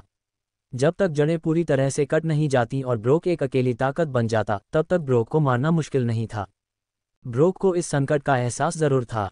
फ्रांस और उसकी बेटी को जेरगल किले में ले जाने का एक खास मतलब था। पिछली बार जब ब्रोक ऑब्सीडियन से बुरी तरह घायल हुआ था, तब से चेन रूई को ब्रोक की स्थिति का अंदाजा नहीं था, लेकिन उसे पूरा यकीन था कि कैथरीन द्वारा फिनी और ब्रोक के बीच शादी की मंजूरी देना एक परीक्षा जरूर थी। ब्रोक का लोकी के लिए प्रस्ताव भी इससे बचने की एक अलग रणनीति थी। नतीजा चाहे जो भी हो, फिनी एक शिकार थी। एक शाही परिवार की सदस्य होने के नाते कभी कभी वह अपने भाग्य को नियंत्रित करने में आम लोगों से भी अधिक असमर्थ होती थी। चेन रूई को फिनी के लिए मुनरो की भावनाओं का अंदाजा तो था, लेकिन उसे उम्मीद नहीं थी कि मुनरो इतनी बेताबी से ऐसा कदम उठाएगी। सेलिन के अगले वाक्य ने चेन रूई को सचमुच चौंका दिया। मुनरो और फिनी टाउन लिया में हैं। आपको कैसे मालूम? रास्ते में जब वे मेरे व्यापारी समूह में शामिल हो गए तो मैंने उन्हें गलती से देख लिया। मुझे लगा था कि वे टाउन लिया पहुंचकर डार्क मून चले जाएंगे, लेकिन वे गए ही नहीं। सेलिन ने झिझकते हुए कहा, मुनरो और फिनी के अलावा लगता है वहां 2 और लोग हैं जो बहुत शक्तिशाली हैं। मुझे यकीन नहीं है कि उन्होंने मुझे देखा या नहीं। क्या तुम्हें डर है कि अगर वे नहीं गए तो वे तुम्हें प्रभावित करेंगे या मार भी डालेंगे? चेन रूई ने हल्के से कहा, तो क्या तुम खतरे से छुटकारा पाने के लिए मेरी शक्ति का इस्तेमाल करना चाहते हो? चेन रूई को अभी भी सेलिन के चरित्र की कुछ समझ थी। अगर मुनरो 2 खतरनाक ताकतवर लोगों को लेकर नहीं आता, तो सेलिन राजधानी से अपनी योग्यताएं हासिल करने के लिए मुनरो और फिनी को पकड़ने के लिए किसी को भेज देती। मैं बस मालिक से मदद मांग रही हूँ, सेलिन ने दयनीय भाव से कहा। मैं हर कीमत चुकाने को तैयार हूँ। चेन रूई को थोड़ा बहुत समझ आ गया कि सेलिन ने अपनी सेवा देने की पहल क्यों की। दरअसल वह किसी मकसद से पहले दे रही थी। उसने अपने शरीर को मोलभाव के लिए इस्तेमाल करने में ज़रा भी संकोच नहीं किया। मुझे अभी कुछ यांत्रिक सामग्रियों की ज़रूरत है। चेन रूई ने एक सूची सौंपी। मुझे परवाह नहीं कि आप कौन सी विधि अपनाते हैं, मैं चाहता हूं कि ये चीज़ें 3 दिनों के भीतर मेरी आंखों के सामने आ जाएं। सेलिन ने सूची पर नज़र डाली और पाया कि उसमें तरह तरह की सामग्रियां थीं। कास्टर परिवार मैकेनिक का काम करता था, इसलिए स्वाभाविक रूप से वह इस काम में माहिर थी। कुछ सामग्रियां कम थीं, उन्हें 3 दिनों में पाना मुश्किल हो सकता था, लेकिन सेलिन को राहत मिली क्योंकि इसका मतलब था कि मालिक ने पहले ही घर बदलने की योजना बना ली थी। चेन रूई ने सेलिन को जो दिया वह उपजाऊ युवान मिट्टी के अलावा गुप्त छाया नामक कलाकृति में मौजूद सामग्री थी। मुख्यतः इसलिए क्योंकि मास्टर आर्थ का अभी आना सुविधाजनक नहीं था, अन्यथा डार्क शैडो साम्राज्य के मैकेनिक एसोसिएशन में जाकर ये सामग्री प्राप्त करना बहुत मुश्किल नहीं था। चेन रूई को हमेशा याद रहता था कि डार्क शैडो साम्राज्य के मैकेनिक एसोसिएशन के प्राचीन जादुई टॉवर के 5वें तल पर अभी भी एक अनसुलझा रहस्य है। इसमें एक निश्चित क्षेत्र शामिल हो सकता है, लेकिन चांदी के बक्से और रसातल के रहस्यों की तरह अभी ऐसे अज्ञात मामलों की खोज करने का समय नहीं था। उसे जल्द से जल्द अपनी शारीरिक शक्ति को मजबूत करना चाहिए। इस स्तर की विशेषता ये थी कि प्रशिक्षक जितना शक्तिशाली होता, आगे बढ़ना उतना ही कठिन होता। निम्न स्तर पर शक्ति प्राप्त करने के लिए कठोर प्रशिक्षण पर निर्भर रहा जा सकता था। मध्यम स्तर पर प्रतिभा का महत्व बढ़ता गया और उच्च प्रतिभा वाले लोग आधे प्रयास से दुगुना परिणाम प्राप्त कर सकते थे। उच्च स्तर पर केवल प्रतिभा और कठोर प्रशिक्षण से काम नहीं चल सकता था। शक्ति में वास्तविक गुणात्मक परिवर्तन हुआ। प्रशिक्षण का संचय ही उन्नति का आधार था। सबसे महत्वपूर्ण बात थी समझ और बोध। एक छोटे से क्षेत्र की प्रगति के लिए भी गहन बोध की आवश्यकता थी। चेन रूई इस समय इसी अवस्था में था। ग्रीष्मकालीन क्षेत्र को समझने के बाद उसकी शक्ति में उल्लेखनीय वृद्धि हुई थी। वह दैत्य सम्राट के प्रारंभिक चरण को धीरे धीरे पार कर मध्यवर्ती अवस्था के करीब पहुंच गया था, लेकिन आश्चर्यजनक रूप से फैक्डा का अनुभव मूल्य नहीं बदला था। ऐसा लग रहा था कि उसने अभी तक फैक्डा के असली रहस्य को नहीं समझा था। उसे जीवन और युद्ध में और अधिक समझ की आवश्यकता थी। शतरंज का मोहरा सेलिन डार्क मून के लिए बहुत महत्वपूर्ण था। चेन रूई कास्टर परिवार की भावी कुलमाता, जिस पर उसका नियंत्रण था, में कोई बदलाव नहीं चाहता था। इसके अलावा डार्क मून की जादूगर सेना मुनरो की रक्षक थी। केवल मुनरो ही उन्हें संगठित कर सकता था। इस बार उसे सचमुच इस मामले में हस्तक्षेप करना पड़ा। कास्टर परिवार लिया शहर के सबसे आलीशान ब्लैकबेरी होटल में ठहरा था। इन वीआईपी लोगों के अलावा वहां कोई और मेहमान नहीं था। एक कमरे में 4 लोग गुप्त रूप से चर्चा कर रहे थे। चिंता मत करो युवा जनरल, फेमेन और मैंने तुम्हें बड़े होते देखा है। हम न केवल तुम्हारे रक्षक हैं बल्कि रिश्तेदार भी हैं। अगर हम मरते दम तक भी लड़ें तो भी हम तुम्हें और सुश्री फिनी को खतरे से बचाएंगे। बोलने वाला एक लंबा चौड़ा राक्षस था। शुक्रिया अंकल काल्डर। युवा जनरल स्वाभाविक रूप से मुनरो था। उसके सामने फिनी था जो उसके साथ भाग गया था। उसने तुरंत सिर हिलाया, लेकिन बगल में बैठे महान दानव की ओर चिंतित दृष्टि से देखा। अंकल फेमेन की चोट। फेमन नाम के महादानव ने धीमी आवाज में कई बार खांसते हुए कहा, कोई बात नहीं। तुम्हारे चाचा फेयमन भी दानव सम्राट की मध्यवर्ती अवस्था के हैं, मैं इससे नहीं मरूंगा। लेकिन मुझे उम्मीद नहीं थी कि लोकी को हमारा ठिकाना पता चल जाएगा और उसकी शक्ति दानव सम्राट की चरम अवस्था पर है। अफसोस की बात है कि टोरेस, यह मेरी गलती है कि अंकल टोरेस को तकलीफ हुई। मोनरो उदास दिखे। मुझे भविष्य में इस नफरत का बदला लेना होगा। फेमेन ने सिर हिलाया और आह भरी, युवा सेनापति, हालांकि सेनापति ने आपको डार्क मून की ज्वाला प्रकाश सेना में शामिल होने का वादा किया था, लेकिन इस समय आप सुश्री फिनी के साथ भाग गए हैं। भले ही यह मामला गुप्त हो, आप साम्राज्य के सबसे वांछित व्यक्ति बन गए हैं। डार्क मून और साम्राज्य के बीच वर्तमान सहयोगात्मक संबंधों के साथ आपके वहां पहुंचते ही आपको तुरंत साम्राज्य वापस भेज दिया जाएगा। इस बार डार्क मून जा रहे हैं। मुझे डर है कि यह वह जगह नहीं है जहां हम ज्यादा समय तक रह सकें, लेकिन यहाँ रहना भी तो मरने का इंतजार करने जैसा है। काल्डर ने सिर हिलाया और कहा, फिलहाल साम्राज्य का उत्तरी भाग पूरी तरह से बंद कर दिया गया है। हम डार्क मून से होकर जा सकते हैं और फिर फॉलन एंजल साम्राज्य से उत्तर की ओर खूनी साम्राज्य तक जा सकते हैं। जनरल यंग मेसर और सुश्री फिनी के रहने के लिए यही एकमात्र सबसे सुरक्षित जगह है। लगता है कास्टर परिवार की महिला ने देख लिया है कि हम कहाँ हैं। बस जब हम निकलेंगे तो क्यों न। मोनरो ने सिर हिलाया। सेलिन को फिनी और मेरा दोस्त माना जा सकता है। और हाँ, अभी तो ये सिर्फ अंदाज़ा है। कास्टर परिवार का साम्राज्य में बहुत बड़ा प्रभाव है। बेहतर है कि ध्यान आकर्षित करने से बचने के लिए कोई परेशानी न खड़ी की जाए। फेयमन ने भी सिर हिलाया और कहा, हाँ, अब मुसीबत से दूर रहना ही बेहतर है। हम इस महिला की निगरानी का इस्तेमाल करके सैनिकों को भ्रमित करने के लिए रेड स्पिरिट एस्टेट जाने का नाटक भी कर सकते हैं। अब और देर न करें। अब जब हमने फैसला कर लिया है तो अंधेरा होते ही हम डार्क मून की यात्रा शुरू कर देंगे। फिनी ने उत्सुकता से पूछा, चूंकि हमने उत्तर दिशा में जाने का फैसला कर लिया है तो हमें डार्क मून क्यों जाना चाहिए? क्या रेड स्पिरिट एस्टेट नज़दीक नहीं है? मोनरो ने बताया, टाउन लिया के पूर्व मेयर की हत्या के कारण रेड स्पिरिट एस्टेट की प्रवेश परीक्षा बहुत कड़ी है, जबकि डार्क मून व्यापार मार्ग पर काफ़ी छूट है। हालांकि डार्क मून जाना एक लंबा चक्कर है, लेकिन यह ज़्यादा सुरक्षित है। तभी दरवाजे पर कदमों की आहट सुनाई दी। वे दरअसल इसी तरफ आ रहे थे। सबसे ताकतवर काल्डर और फेमेन सबसे पहले सतर्क हो गए। मोनरो ने तुरंत ये भांप लिया और उसने हल्के से फिनी का हाथ थाम लिया। उसने उसे आश्वस्त किया कि दरवाजे पर दस्तक होने पर उसे चिंता न करनी चाहिए। मेहमानों, आपको जो खाना चाहिए वह यहाँ है। वे एक दूसरे को देखने लगे और चौकन्ने हो गए। जब काल्डर ने धीरे से दरवाज़ा खोला तो उसने देखा कि दरवाजे पर कोई वेटर नहीं, बल्कि एक लबादा पहने आदमी खड़ा था। काल्डर स्तब्ध रह गया और उसकी आंखें चौड़ी हो गईं। जब वह आगे बढ़ने ही वाला था तो लबादा पहने आदमी पल भर में गायब हो गया और फिनी के सामने आ गया। फैमेन की प्रतिक्रिया तेज थी। उसकी मुट्ठी लबादा पहने आदमी के पीछे चुपचाप दिखाई दी। लबादा पहने आदमी एक झटके में फिर से गायब हो गया। इस बार वह मोनरो के बगल में उतरा और उसने युवा जनरल का कंधा पकड़ लिया। रुकना! इस चीख के साथ ही काल्डर और फेमेन ने अपनी हरकतें रोक दीं। ये स्पष्ट था कि युवा जनरल पहले से ही दूसरे पक्ष के नियंत्रण में था। अगर कोई लापरवाही बरती गई तो मोनरो को दूसरे पक्ष द्वारा तुरंत मार दिया जाएगा। लबादाधारी बोला, चिंता मत करो, मैं डार्क शैडो एम्पायर का पीछा नहीं कर रहा हूँ, नहीं यंग जनरल मोनरो के प्रति मेरी कोई दुर्भावना है। यह अशिष्टतापूर्ण कदम सिर्फ इसलिए उठाया गया है ताकि तुम शांत हो जाओ और मेरी बात सुनो। काल्डर और फेमेन ने एक दूसरे को देखा।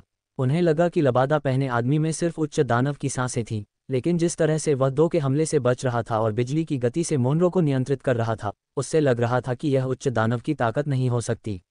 वह किसी उच्च स्तर का होना चाहिए। आप वास्तव में कौन हैं? मैं दुश्मन नहीं हूँ। वैसे युवा जनरल को मुझे डिप्टी लीजन कमांडर कहना चाहिए क्योंकि वह डार्क मून आर्मी में शामिल हो गया है। लबादा पहने आदमी ने अचानक धीरे से मोनरो के कंधे से पकड़ ढीली की। मेरा नाम है एग्विल। भाग जाना जोड़ अच्छे आदमी से मुलाकात इक्वल्स। जैसे ही लबादाधारी ने ऐसा कहा, घर में मौजूद चारों लोग चौंक गए। युवा जनरल मोनरो, क्या आपको फ्लेम लीजन का तलवारबाजी का मुकाबला याद है? उस बार आप लीजन कमांडर एथेना से 1 मिनट के भीतर हार गए थे, इसलिए आपने हमारे रेड ब्लड रीजन की बजाय फ्लेम रीजन में जाना चुना। मैच अंदर ही अंदर खेला गया था। सिर्फ कुछ ही लीडर्स को इसकी जानकारी थी। मोनरो ने क्लोकमैन की तरफ देखा और हल्के से सिर हिलाया। चेन रूई ने फिनी की ओर फिर से देखा। सुश्री फिनी, आपके पिता मास्टर रम्मेनिक कैसे हैं? पिछली बार मैंने उन्हें क्रिस्टल वैली से बचाया था। इस बारे में और भी कम लोगों को पता था। फिनी अचंभित रह गई और फिर उसने गंभीरता से सलाम किया। लगता है ये सचमुच सर अगुइले हैं। उनके पिता की जान बचाने के लिए शुक्रिया। दुर्भाग्य से मैं अपना आभार सिर्फ इसी तरह व्यक्त कर सकती हूँ। मोनरो और फिनी की पुष्टि के साथ कम से कम उनके सामने लबादा पहने आदमी डार्क शैडो साम्राज्य का पीछा करने वाला तो नहीं था। फैमेन के सतर्क भाव थोड़े नर्म पड़े। तुम अगुइल हो, वही महाशक्ति जिसने डार्क मून के लॉर्ड्स युद्ध में रेड स्पिरिट लॉर्ड जोश को हराया था और राजधानी के दूत रस को मार डाला था। चेन रूई ने सिर हिलाया। सर ने मेरी बहुत तारीफ कर दी है। मेरी ताकत अभी दानव सम्राट के मध्यवर्ती स्तर तक नहीं पहुंची है। वह लड़ाई बस एक संयोग थी। काल्डर की आंखों में एक अजीब सा भाव उभर आया। तुम यहाँ क्यों हो? चेन रूई ने फिनी की ओर देखा। मैं राजकुमारी शिया के आदेश पर युवा जनरल मोनरो और सुश्री फिनी को ले जाने आया हूँ। डार्क मून आप दोनों को आश्रय देगा। तथाकथित राजकुमारी शिया का आदेश स्वाभाविक रूप से झूठा था, लेकिन चेन रूई के शिया के साथ मौजूदा रिश्ते को देखते हुए सूचना देने से पहले इस स्तर पर काम करना कोई समस्या नहीं थी। ये तो बताने की ज़रूरत ही नहीं कि यह डार्क मून के लिए भी फायदेमंद था। मोनरो आश्चर्यचकित रह गया। राजकुमारी शिया को कैसे पता चला कि मैं यहाँ हूँ? डार्क मून की क्षमता को कम मत समझो। चेन रूई ने हल्के से कहा, तुम्हारा साम्राज्य एक अक्षम सहयोगी नहीं चाहेगा। चेन रूई के शब्दों ने डार्क मून को सीधे डार्क शैडो साम्राज्य के सहयोगी का दर्जा दे दिया था। काल्डर ने सबसे पहले अपना विरोध व्यक्त किया। अगर ऐसा है तो राजकुमारी शिया निश्चित रूप से युवा जनरल और सुश्री फिनी को तथाकथित सहयोगी उपहार के रूप में महारानी को सौंप देंगी। युवा जनरल मोनरो वर्तमान में डार्क शैडो साम्राज्य में एक वांछित अपराधी है। यदि राजकुमारी शिया डार्क शैडो साम्राज्य की स्वामी हैं, तो वह जनरल क्रॉफर्ड की तरह आप सभी को गिरफ्तार करने के लिए तभी सहमत हो सकती हैं। हालांकि राजकुमारी शिया फॉलन एंजल साम्राज्य की सर्वोच्च स्वामी हैं और लूसिफर शाही परिवार की भावी नियंत्रक भी हैं। वह आपके देश के नियंत्रण के अधीन नहीं हैं। सर मुनरो अब फ्लेम लीजन के उच्च पदस्थ सलाहकार और जादूगर सेना के सेनापति हैं। राजकुमारी शिया को युवा जनरल के वांछित होने की खबर मिलने के बाद भी यह नियुक्ति रद्द नहीं की गई है। चेन रुई के शब्द स्पष्ट रूप से आधे सच और आधे झूठ थे और उन्होंने एक सनसनीखेज वाक्य जोड़ा, और जायदाद के सहयोग के अलावा राजकुमारी शिया और जनरल क्रॉफर्ड के बीच गहरे व्यक्तिगत संबंध भी हैं। आखिरकार आपके पिता का तो एक ही बेटा है। मोनरो कांप उठा। उसने फिनी का हाथ फिर से कसकर पकड़ लिया। फेमन चुप रहा, लेकिन काल्डर ने अविश्वास से कहा, ये सिर्फ दिखावटी बातें हैं। युवा जनरल को धोखा देने के बारे में मत सोचना। हमारी सुरक्षा की गारंटी कैसे होगी? मैं यहाँ पूरी ईमानदारी के साथ आया हूँ। चेन रुई ने नाक भान सिकोड़ते हुए कहा, अगर राजकुमारी शिया वास्तव में युवा जनरल को महत्व और सम्मान नहीं देती हैं, तो यह मैं नहीं हूँ जो यहाँ आया है, बल्कि एक दानव अधिपति आपको पकड़ने आया है। ये शब्द शेखी नहीं थे। डार्क मून में नीलामी के दौरान 2 दानव अधिपति महाशक्तियों को पलक झपकते ही पकड़ लिया गया और मार डाला गया। डार्क मून का तो निश्चित रूप से ऐसा ही इतिहास और ताकत थी। चेन रुई ने तुरंत कहा, राजकुमारी शिया ने हमेशा वही किया जो उन्होंने कहा था। उनकी ईमानदारी पर कोई संदेह नहीं है। हालांकि यह मामला उजागर नहीं किया जाना चाहिए क्योंकि यह डार्क मून एस्टेट और डार्क शैडो साम्राज्य के बीच सहयोग का महत्वपूर्ण क्षण है। युवा जनरल का डार्क मून सिटी में फ्लेम लीजन में तुरंत लौटना भी उचित नहीं है। बेहतर होगा कि आप सभी मेरे पीछे वालन किले में, जो कि शीलांग पर्वत की मून शैडो लीजन का आधार है, कुछ देर के लिए छिप जाएं और स्थिति के शांत होने का इंतजार करें। ये कहते ही फेमेन ने भी सिर हिला दिया। अगर शिया सचमुच अपने साथियों को खुश करना चाहती तो वह उन चारों को पकड़ने के लिए सीधे एक दानव अधिपति शक्ति भेज देती। इतनी परेशानी की कोई ज़रूरत नहीं थी। मुनरो शुरू में तो हताश था। जब उसने सुना कि डार्क मून संकट के समय में उसे अपने साथ रखने को तैयार है, तो उसने तुरंत कृतज्ञता व्यक्त की, तो फिर शुक्रिया सर एगल। चूंकि राजकुमारी रॉयल हाइनेस ने मुझ जैसे बाहरी व्यक्ति का इतने कठिन समय में साथ नहीं छोड़ा है, तो मैं आधिकारिक तौर पर डार्क मून में शामिल होने और राजकुमारी रॉयल के लिए अपने खून की आखिरी बूंद बहाने की शपथ लेता हूँ। चिंता मत करो, चेन रुई ने सिर हिलाया। वालन किले के सेनापति टिम के साथ मेरा रिश्ता है। मैं उनसे तुम्हारा खास ख्याल रखने को कहूँगा। पहले थोड़ी देर आराम कर लो। चेन रुई को मुनरो को अपने साथ लेने के कई विचार करने पड़े। न केवल वह जादूगर सेना को संगठित करने वाला एकमात्र सेनापति था, बल्कि कैथरीन द्वारा बीटोक को फिनी देने का आदेश वास्तव में ब्रोक से निपटने के लिए था। ब्रोक का अंत देर सवेर होना ही था। उस समय तक मुनरो की घटना को निश्चित रूप से कम करके आंका जाएगा या यहाँ तक कि निवारण भी किया जाएगा। क्रॉफर्ड का इकलौता बेटा ब्लडी वाइन फ्लावर एस्टेट में वापस आए या नहीं, वह डार्क मून को और अधिक समर्थन और मदद देगा। मुनरो की अपनी क्षमता असाधारण थी, तथा फिनी के पिता रोमेनिक के साथ मिलकर यह प्रयास फिर भी बहुत सार्थक था। इन रुचियों के अलावा चेन रुई के मन में इस प्रेमी जोड़े को एक साथ लाने की इच्छा भी थी। जब काल्डर ने देखा कि मुनरो और फेमेन दोनों सहमत हैं, तो उसने अब इसका विरोध करना बंद कर दिया। फिनी को भी राहत मिली। चेन रुई को चारों से पता चला कि जब मुनरो ने फिनी का अपहरण किया था तो किसी तरह उनका पता चल गया था। फायर ब्लेड लीजन के जनरल लोकी ने उनका पीछा किया था। अगर क्रॉफर्ड ने अपने 3 सबसे शक्तिशाली अधीनस्थों को गुप्त रूप से मुनरो की रक्षा के लिए नहीं लगाया होता, तो मुनरो लोकी के हाथों मर चुका होता। लोकी की शक्ति बहुत प्रबल थी। वह दानव सम्राट के चरम चरण पर पहुंच गया था। ब्रोक के अधीन उसकी युद्ध शक्ति सबसे प्रबल थी। तीनों रक्षकों ने मिलकर काम किया, फिर भी उससे हार गए। दानव सम्राट के मध्यवर्ती चरण का टॉरस मारा गया। फेमेन, जो दानव सम्राट का ही मध्यवर्ती चरण था, गंभीर रूप से घायल हो गया, और दानव सम्राट के प्रारंभिक चरण में बचा हुआ काल्डर भी मामूली रूप से घायल हो गया। अंततः उन्होंने मुनरो और फिनी को खतरे से पूरी तरह बचाया। रात में निकलने का फैसला करने के बाद चेन रुई ने सेलिन को ढूंढ निकाला और समय से पहले ही एलिस में बस गया। इस बार उसने चारों को वालन किले में भेज दिया। एलिस को साथ ले जाना असुविधाजनक था और वह छोटी लोली की राजकुमारी की पहचान उजागर नहीं कर सकता था। चारों के बस जाने के बाद वह वालन किले से लिया नगर की ओर दौड़ा और उन बीजों को प्राप्त किया। फिर वह छोटी लोली को डार्क मून सिटी वापस ले आया। जैसे जैसे रात गहराती गई, रात की कंपाती हवा में गहरी ठंडक फैलती गई। बैंगनी चांदनी सड़क पर चल रहे 5 लोगों की परछाइयों को फैला रही थी। ये लोग चेन रुई, मुनरो और अन्य थे। वे सीमा चौकी पार करके फॉलन एंजल एम्पायर की सीमा में प्रवेश कर गए। हालांकि उनके सामने की सड़क एक चहल पहल वाला व्यापारिक मार्ग था, फिर भी देर रात वहां कोई और नहीं था। वहां बेहद सन्नाटा था। तभी टीम के सबसे आखिर में चेन रुई अचानक रुक गया और मुनरो के साथ साथ फिनी को भी खींच लिया। आगे फेमेन और काल्डर भी सतर्क थे। एक आकृति आगे का रास्ता रोके हुए थी। यह आकृति हृष्ट-पुष्ट और क्रूर दिख रही थी। उसने काले रंग का आधा शरीर धातु का कवच पहना हुआ था और उसके पीछे का लबादा ठंडी हवा में लहरा रहा था। फेमन कांप उठा और उसके पूरे शरीर में आग की लपटें उठने लगीं। चीख के साथ वह आग में जल रहा था। काल्डर ने अपनी लंबी तलवार निकाल ली थी और गुस्से से बोला, लोकी। जाति, ईर्ष्याशाही परिवार उत्परिवर्तित। व्यापक शक्ति मूल्यांकन A+। शारीरिक गठन A+। शक्ति A+। आत्मा एक। गति A। विश्लेषण जल गुण। पता चला कि ये लोकी है। मुझे उम्मीद नहीं थी कि वो इस वक्त यहाँ सबको रोकने के लिए आ जाएगा।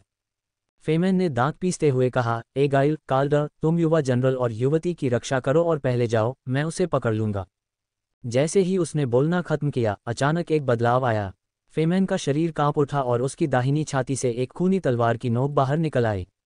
शुक्र है कि उसकी सहज प्रतिक्रिया ने उसे उस महत्वपूर्ण क्षण में महत्वपूर्ण बिंदुओं से बचा लिया।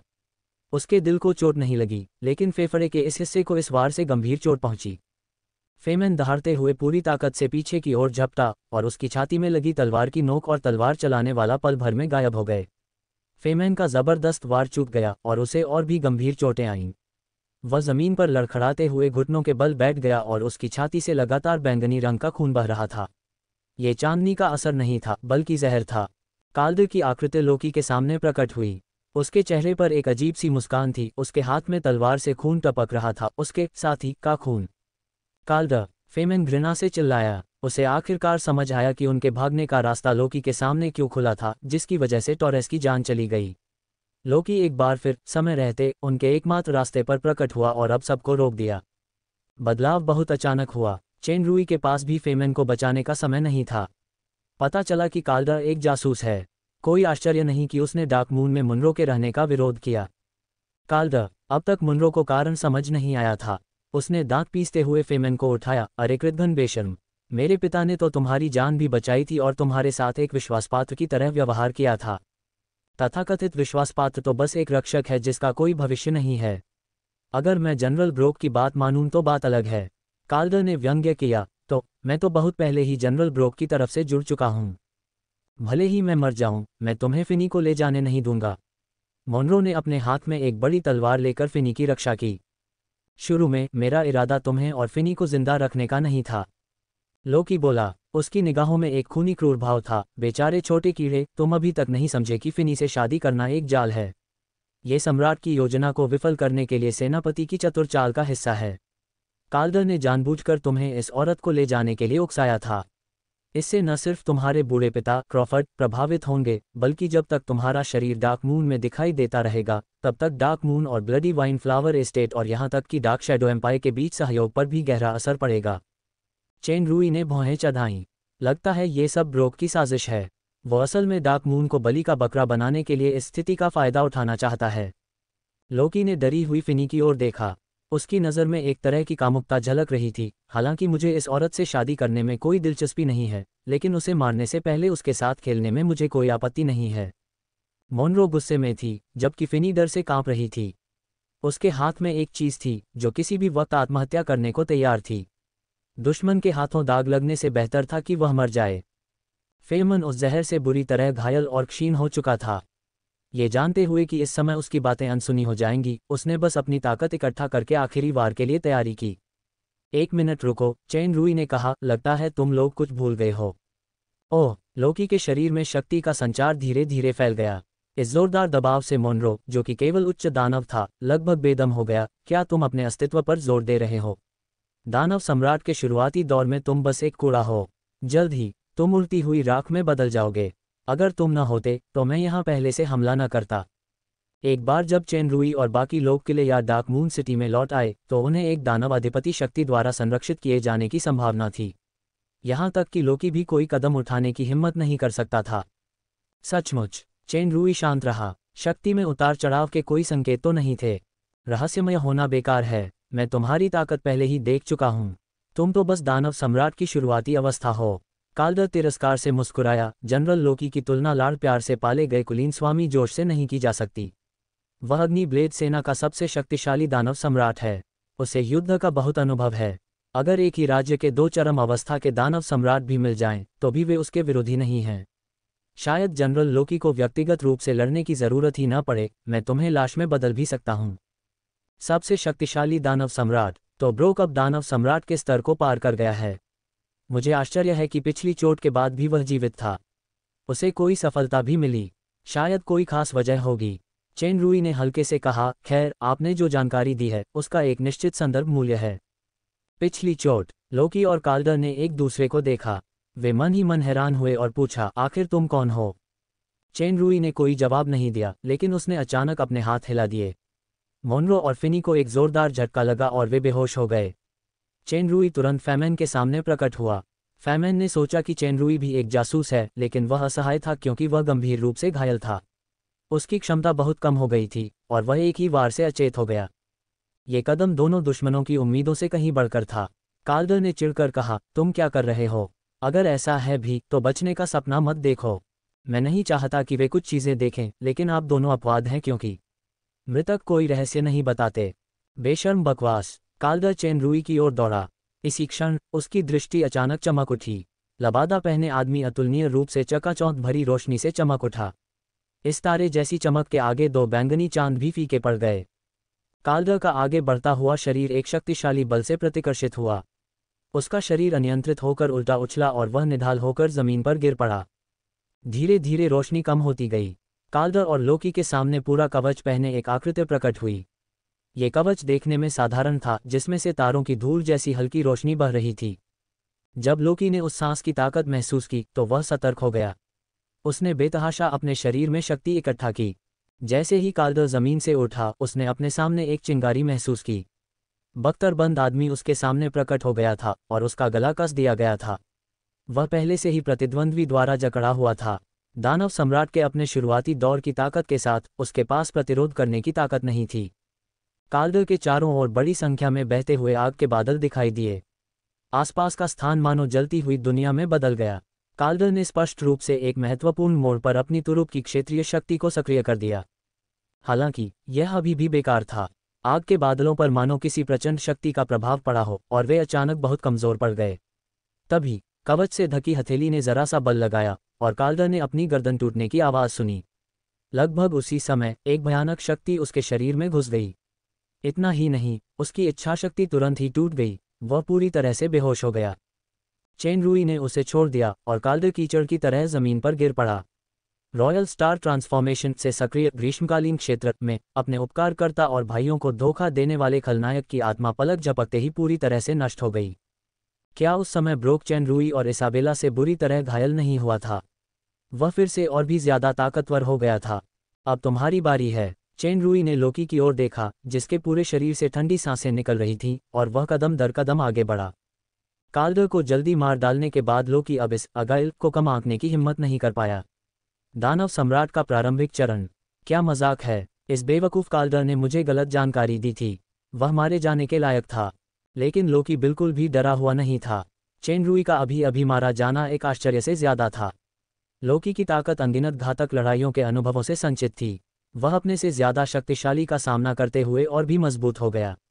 काल्डर द्वारा पहले बताए गए दानव सम्राट के 2 शिखर चरणों को हराने का संयुक्त रिकॉर्ड किसी भी तरह से अतिशयोक्तिपूर्ण नहीं था। जब तक यह अगुइले एक दानव अधिपति नहीं है, तब तक जीतना संभव है। लोकी का लड़ाकू जोश जोरों पर था। मुक्का मारते ही उसकी शक्ति अचानक फूट पड़ी। इस शक्तिशाली मुक्के में एक तेज ठंडक थी। जमीन भी बर्फ से ढक गई थी। हालांकि यह मुक्का चेन रूई पर लगने से पहले ही रुक गया। मुट्ठी के सामने कवच से ढकी एक हथेली थी। यह मुक्का दरअसल इसी हथेली की शक्ति से नियंत्रित था। लोकी अपनी शक्ति का कितना भी इस्तेमाल करे, वह 1 इंच भी आगे नहीं बढ़ पाया। चेन रूई की कलाई फड़की और लोकी जोर से पीछे हट गया। उसने हवा में कलाबाजी की। आखिरकार उसने अपनी ताकत जुटाई और बिना गिरे जमीन पर अपने शरीर को स्थिर कर लिया। लोकी ने डर के मारे अपनी बांह की तरफ देखा। वह सचमुच जम गई थी। ऐसा इसलिए था क्योंकि उसकी शक्ति प्रतिद्वंद्वी द्वारा पूरी तरह दबा दी गई थी। प्रतिद्वंद्वी की आवाज़ गूंजी, अपनी पूरी ताकत लगाओ। अगर तुमने अपनी शक्ति बचाए रखने की हिम्मत की तो आज तुम्हारे पास सिर्फ एक ही रास्ता है, और वह है मौत। लोकी ने खर्राटे लिए। उसकी गति फिर से बढ़ गई। उसकी बाहों पर जमी बर्फ भापदार ठंडी हवा से मानो टुकड़ों में बढ़ गई। उसके हाथों में एक जोड़ी दस्ताने थे और उसने धीरे से उन्हें पहन लिया। उसका पूरा शरीर एक हल्की नीली रोशनी से चमकने लगा। पल भर में पूरी गली एक बर्फीली दुनिया में बदल गई। यहाँ तक कि आसमान के 2 बैंगनी चांद भी जम गए। जाहिर है, यह क्षेत्र स्थान में देखी गई विसंगति थी। चेन रूई ने थोड़ा सिर हिलाया। आपको एक ऐसा प्रशिक्षक होना चाहिए जो जल तत्व दक्षता को सीधे शक्ति में समाहित कर ले। यह क्षेत्र अकेले ही दानव अधिपति के क्षेत्र के बहुत करीब है। ये थोड़ा आश्चर्यजनक है, लेकिन अफसोस की बात है कि आपकी शक्ति दानव अधिपति के स्तर से बहुत दूर है। लोकी की आंखों के कोने फड़क उठे। उसका दिल तेजी से धड़कने लगा क्योंकि उसे पूरी तरह से देखा जा चुका था। प्रतिद्वंद्वी की मनोवैज्ञानिक चालों से और विचलित न हो, इसलिए वह चिल्लाया और उसकी तेज मुट्ठियां अनगिनत तीखे बर्फीले टुकड़ों में बदल गईं। उन्होंने एक तूफान का रूप ले लिया और चेन रूई की ओर बढ़ गईं। तूफान में अनगिनत भ्रामक हमले होते दिख रहे थे, लेकिन ये हमले पूरी तरह से भ्रम नहीं थे। वास्तविकता और भ्रम का घालमेल था। चेन रूई ने शांति से जवाब दिया और कड़ी सुरक्षा अपनाई, लेकिन लोकी के हमले बेहद उन्मत्त थे। तीखे प्रहारों की आवाज़ कभी नहीं रुकी। चेन रूई धीरे धीरे अपनी सुरक्षा व्यवस्था बनाए नहीं रख पाया। उसे बार बार वार लग रहे थे और उसके पैर पीछे हटने लगे। लोकी का जबरदस्त हमला इतना सहज था कि उसे बहुत गर्व हुआ। अचानक उसे लगा कि उसका क्षेत्र बदल गया है। वह एक अजीब सी गर्मी से भरा हुआ लग रहा था। उसकी दृष्टि एक भ्रम की तरह विकृत होने लगी। लोकी ने जल्दी से अपने पूर्ण हिम क्षेत्र की उत्पादन शक्ति बढ़ा दी और ठंड तुरंत चरम पर पहुंच गई। क्षेत्र में अराजक बर्फीला तूफान अनगिनत तीखे बर्फ के ब्लेडों में बदल गया, जिन्होंने चेन रूई को पूरी तरह से घेर लिया। वह धीरे धीरे एक बर्फ की मूर्ति में जम गया। हालांकि लोकी ने प्रतिद्वंद्वी को नियंत्रित कर लिया था, फिर भी उसके हृदय में एक अशुभ भावना प्रबल हो गई। वह उड़कर ऊपर आया और दुश्मन को कुचलने के लिए अपनी पूरी ताकत से बर्फ की मूर्ति पर मुक्का मारा। हालांकि जलन और विकृत भावना तुरंत तीव्र हो गई। बर्फ की मूर्ति इतनी तेजी से पिघल गई कि उसे नंगी आंखों से भी देखा जा सकता था। लोकी की मुट्ठी बर्फ की मूर्ति को छूने से पहले ही वह चारों ओर से आ रही अमूर्त शक्ति से ठोस हो गई। मुट्ठी वास्तव में न तो आगे बढ़ सकती थी और न ही पीछे हट सकती थी। वह अपनी आक्रमणकारी गति से वहीं जम गया था। चेन रूई को सुरक्षित देखकर लोकी का दिल कांप उठा। आखिरकार उसे कुछ समझ आया। उसने दांत पीसते हुए कहा, तुम मुझे चिढ़ा रहे थे। ये बहुत डरावना है। क्या एग्यूल की ताकत वाकई? बिल्कुल नहीं, मैं तो बस तुम्हारी शक्ति का इस्तेमाल एक नए हुनर को आजमाने के लिए कर रहा हूं जो मुझे अभी अभी पता चला है। चेन रूई ने शांति से कहा, अब ये लगभग पूरा हो चुका है, इसलिए तुम मेरे लिए बेकार हो। मैं तुम्हें बचने का आखिरी रास्ता दूंगा, आत्मसमर्पण। वास्तविक युद्ध ही सबसे अच्छा शिक्षक था। लोकी के क्षेत्र का उपयोग प्रशिक्षण के लिए करने से चेन रूई की ग्रीष्मकालीन क्षेत्र की समझ और भी बेहतर हो गई थी। वह न केवल हमलों को अवशोषित कर सकता था, बल्कि वह दूसरे विघटन कार्य से भी अधिक परिचित हो रहा था। ये शक्ति प्रतिद्वंद्वी की बफ स्थिति को समाप्त कर सकती थी। तुम्हारे सपनों में लोकी के दस्तानों से अचानक एक तेज नीली रोशनी निकली और फिर वे फट गए। उसका पूरा हाथ लहूलुहान हो गया, लेकिन इस अर्ध पौराणिक श्रेणी के उपकरण की आत्मविस्फोट शक्ति से उसने नियंत्रण खो दिया। उसका शरीर तीर की तरह पीछे की ओर उड़ गया। उसने जल्दी से एक मंत्र पढ़ा और उसके पीछे एक नीली रोशनी वाला द्वार धीरे धीरे आकार लेने लगा। ये जल तत्व का सबसे रहस्यमय टेलीपोर्टेशन जादू था, समय और स्थान द्वार। यद्यपि लोकी एक शक्ति प्रशिक्षक था और वह आत्मिक शक्ति में कमजोर था, लेकिन जल तत्व की उसकी कुशल प्रतिभा ने उसे इस जीवन रक्षक टेलीपोर्टेशन जादू का स्वतंत्र रूप से उपयोग करने की अनुमति दी। मुझे शीघ्रता से समय और अंतरिक्ष द्वार में जाना होगा और इस भयानक शत्रु से बचना होगा। इस क्षण लोकी को अचानक लगा कि उसकी आत्मिक शक्ति में असामान्य उतार चढ़ाव आ रहा है। आसपास की सारी आत्मिक शक्ति और जादुई शक्तियां ज्वार की तरह दुश्मन की ओर उमड़ रही थीं। पलक झपकते ही वे निगल ली गईं। वह प्रारंभिक समय और स्थान द्वार, जो आकार लेने ही वाला था, अचानक बिना किसी निशान के बिखर गया। इस बार तो आखिरी रास्ता भी खत्म हो गया। जब लोकी को अचानक दानव लोक की एक प्रसिद्ध कलाकृति के विशेष कौशल का ख्याल आया तो वह चौंक गया।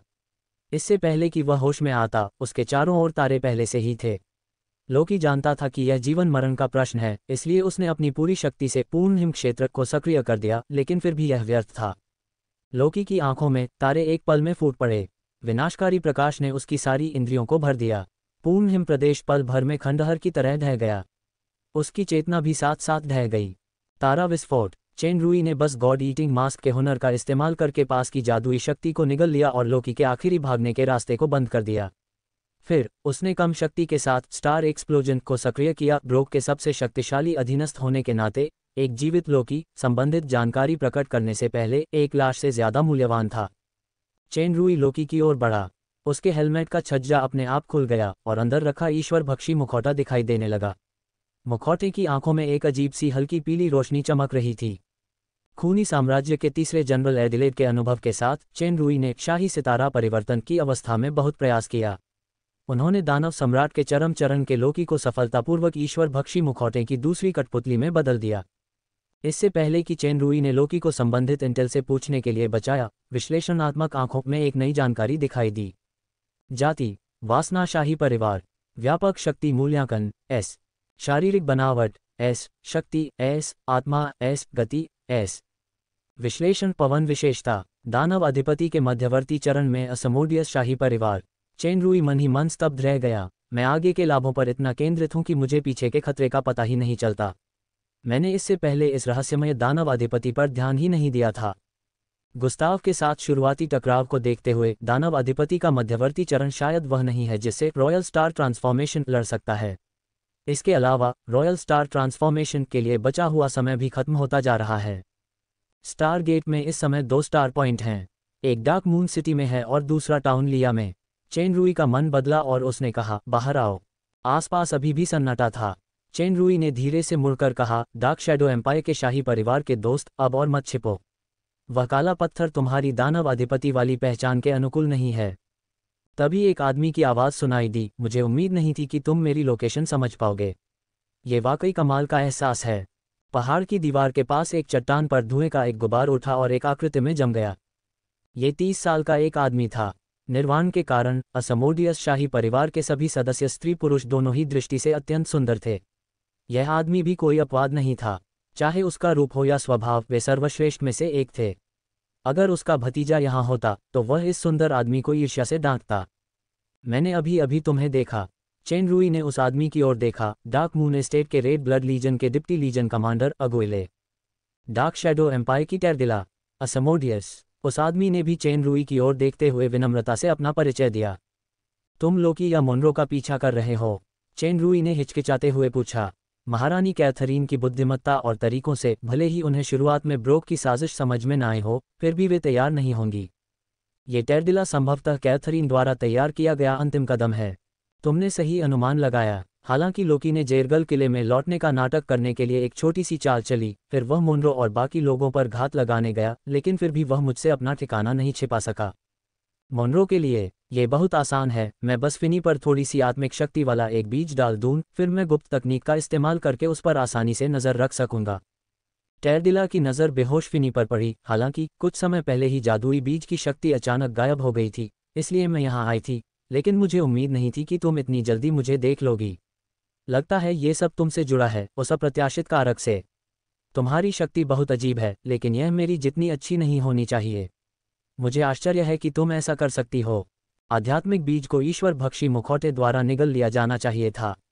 चेन रूई अपने मन में जानता था और उसने पूछा, तो सर टेरडिला, क्या आप उन सबको ले जाने की योजना बना रहे हैं? चेन रूई को आश्चर्य हुआ जब टेरडिला ने अपना सिर हिलाया। मेरा काम सिर्फ निगरानी करना है। जब तक कि महारानी द्वारा आदेशित कोई विशेष स्थिति न हो, मैं आसानी से कोई कदम नहीं उठाऊंगा। भले ही क्रॉफर्ड के अधीनस्थ लोकी द्वारा मारे गए हों, फिर भी मैंने उसे नहीं रोका। इसलिए आप इन लोगों को, उस लोकी को भी जिसे ईश्वर भक्षी मुखौटे द्वारा नियंत्रित किया जाना चाहिए, ले जा सकते हैं। चेन रूई की पुतलियां थोड़ी सिकुड़ गईं। इस टेरडिला ने एक नज़र में ही ईश्वर भक्षी मुखौटे को पहचान लिया। बीलजेबूब शाही परिवार के कुलपिता असग्लोर को आइसिस ने बंदी बना लिया है। उनकी वर्तमान स्थिति अज्ञात है। अगर ये तथ्य सामने आता है कि ईश्वर भक्षी मुखौटे का संबंध मास्टर आथर से हो सकता है, तो कैथरीन तुरंत पुष्टि कर देगी कि मास्टर आथ ही अगुइल है। दरअसल आइसिस को शुरू में ही अगुइल पर शक था। ऐसा लगता है कि भाई मुखौटे रहस्यमयी होने का दिखावा ही करते रहेंगे। जहां तक बेलजेबूब शाही परिवार की पहचान का सवाल है, तो ये कैथरीन की खुफिया जानकारी को भ्रमित करने के लिए हुआ, ताकि मानव शेरिफ को इसमें शामिल होने से बचाया जा सके। तो बहुत बहुत शुक्रिया। चेन रूई ने कुछ नहीं बताया।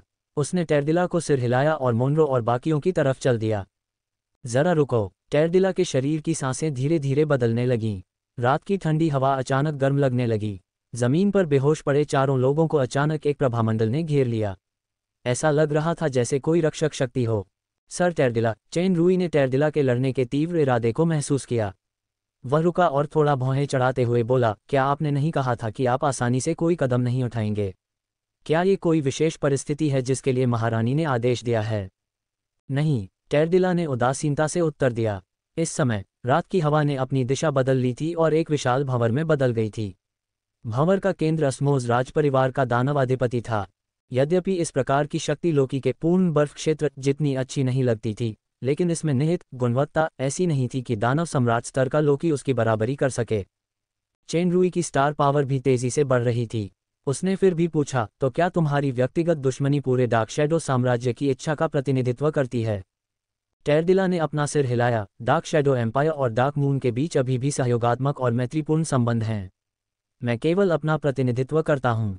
आपने पहले ही फिनी पर मेरे द्वारा डाले गए आध्यात्मिक बीज को नष्ट कर दिया था और मेरी स्थिति का पता लगा लिया था। आपको एक दिलचस्प प्रतिद्वंद्वी माना जाता है, भले ही महारानी का कोई आदेश न हो। भले ही।